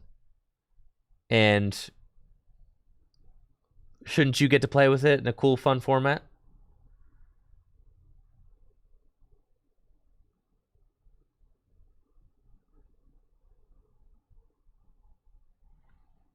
Yeah, there's Jubilife. Just Jubilife. Jubilife's there actually is like a nice alternative. You just play Jubilife.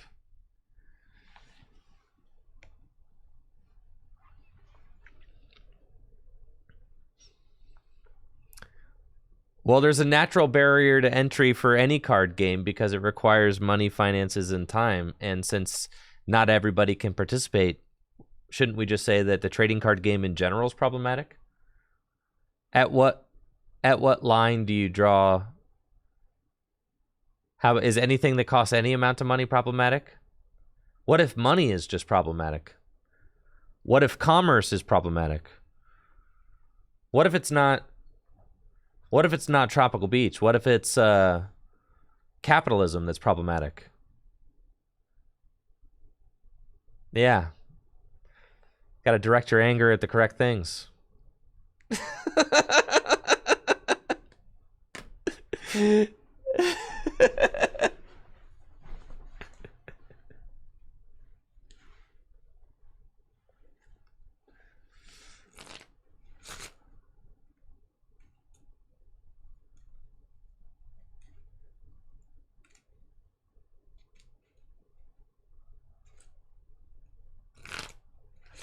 Give me your tropical beaches. I see you still.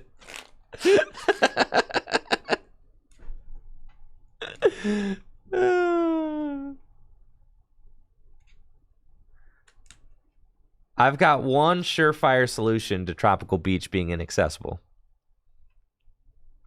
They should give it out as the 2023 World Championship promo. Thank you, Joe Magna, for the Prime sub, the 18 months. Also, yeah, in paper, you're allowed to use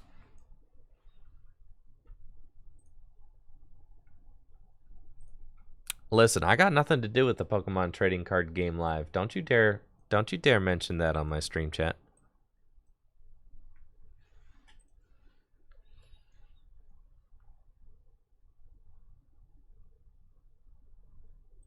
But yes, you can use per the rules. You are allowed to use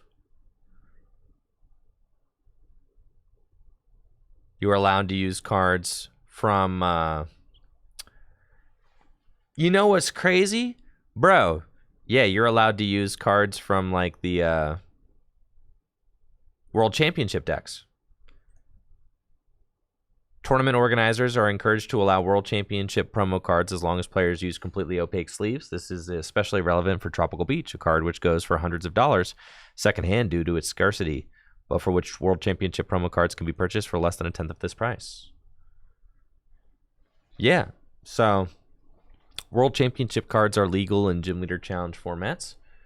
And what's crazy is that if you have a World Championship Tropical Beach, it'll blend in with the new silver borders that we're getting on the Scarlet and Violet cards. Yeah, baby. It'll blend right in. Because we're going to have silver borders are the new normal. That's right. So it won't even look out of place. Because we're going to have lots of silver border cards. So yeah, if you want to learn more about Gym Leader Challenge formats, make sure to head over to gymleaderchallenge.com. We got a great getting started guide. You want to read about your favorite colorless Pokemon? Got that for you right here. Look at all that. Look at what a concise, beautiful website. Dang. Man, who made this website? This website goes hard. Who took these pictures? Who put Slackoth's butt right here? Who did all that? I don't know. Whoever did's got impeccable taste.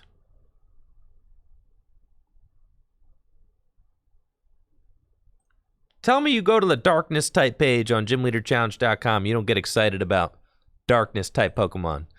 It's impossible to look at this delinquent card and be like, dang, bro, I'm feeling the darkness. I'm build me a darkness type Gym Leader Challenge deck.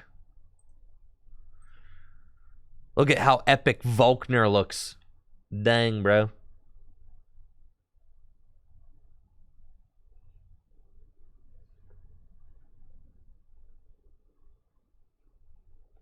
Sheesh. Look at all those handsome lightning type Pokemon there. That's crazy. And the thing is, Gym Leader Challenge is only continuing to grow, you know? I've said it before, and I'll say it again. I think Gym Leader Challenge is like the youngest that it could possibly be. That's it. At 10 years, I think Gym Leader Challenge is the youngest it can possibly be for a singleton format. And as cards continue to get printed, you're going to get more and more. YRG says the cards here look clearer than the TCG Live. Of course they do. I designed this. Yes, there are going to be more and more cards in the card pool, more and more strategies, more and more ways to build your decks. So that's all stuff I'm really stoked about.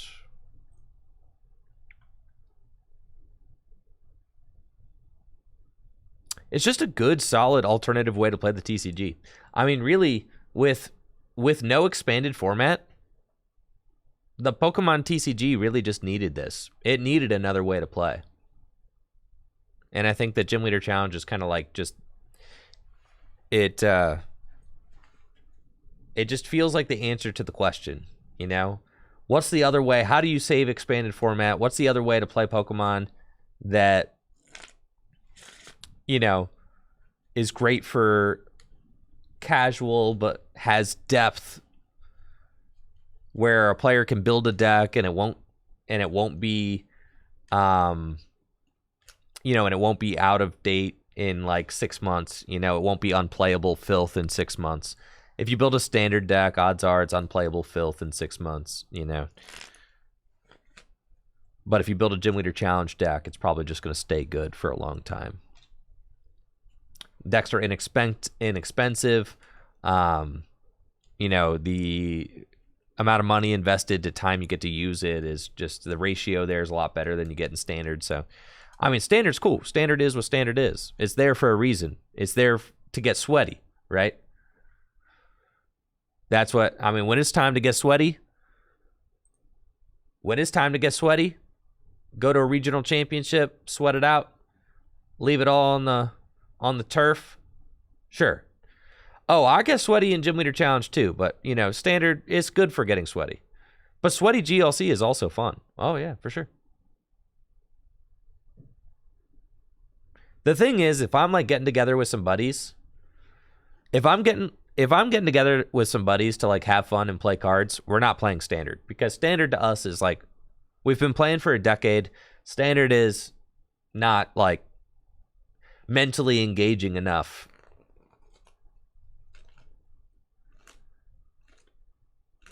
Yeah. But Gym Leader Challenge is fun. Like, we'll genuinely have a really good time if we're messing around with Gym Leader Challenge. It's like different enough that you get kind of jaded to standard.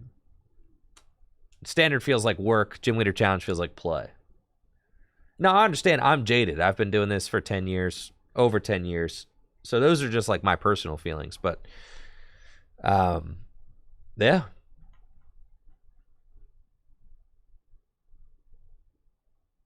Anyways, that's it for my stream. Hopefully you guys enjoyed it. Have a nice Friday. I'm getting out of here. I'm going to do some stuff. And enjoy the weekend, all right? Yeah, I agree, Blackadder. That's perfect. Perfect summation. It's like pickup games in the off season. Exactly. It's something to keep you engaged and keep you having fun. And then, you know, there's always time to get drenched in sweat for standard. It's just a nice alternative way to play. And to have fun. That's what it's all about. Having fun.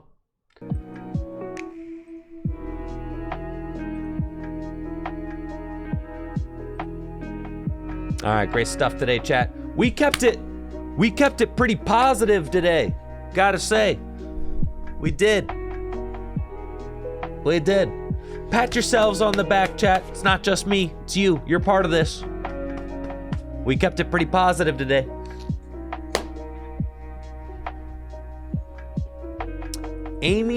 Pumpka Amy, is running a Gym Leader Challenge tournament in 1 hour. Good luck there, Yoshi. If you'd like to participate, make sure to sign up. You can sign up at Play Limitless. That would be the place to do that.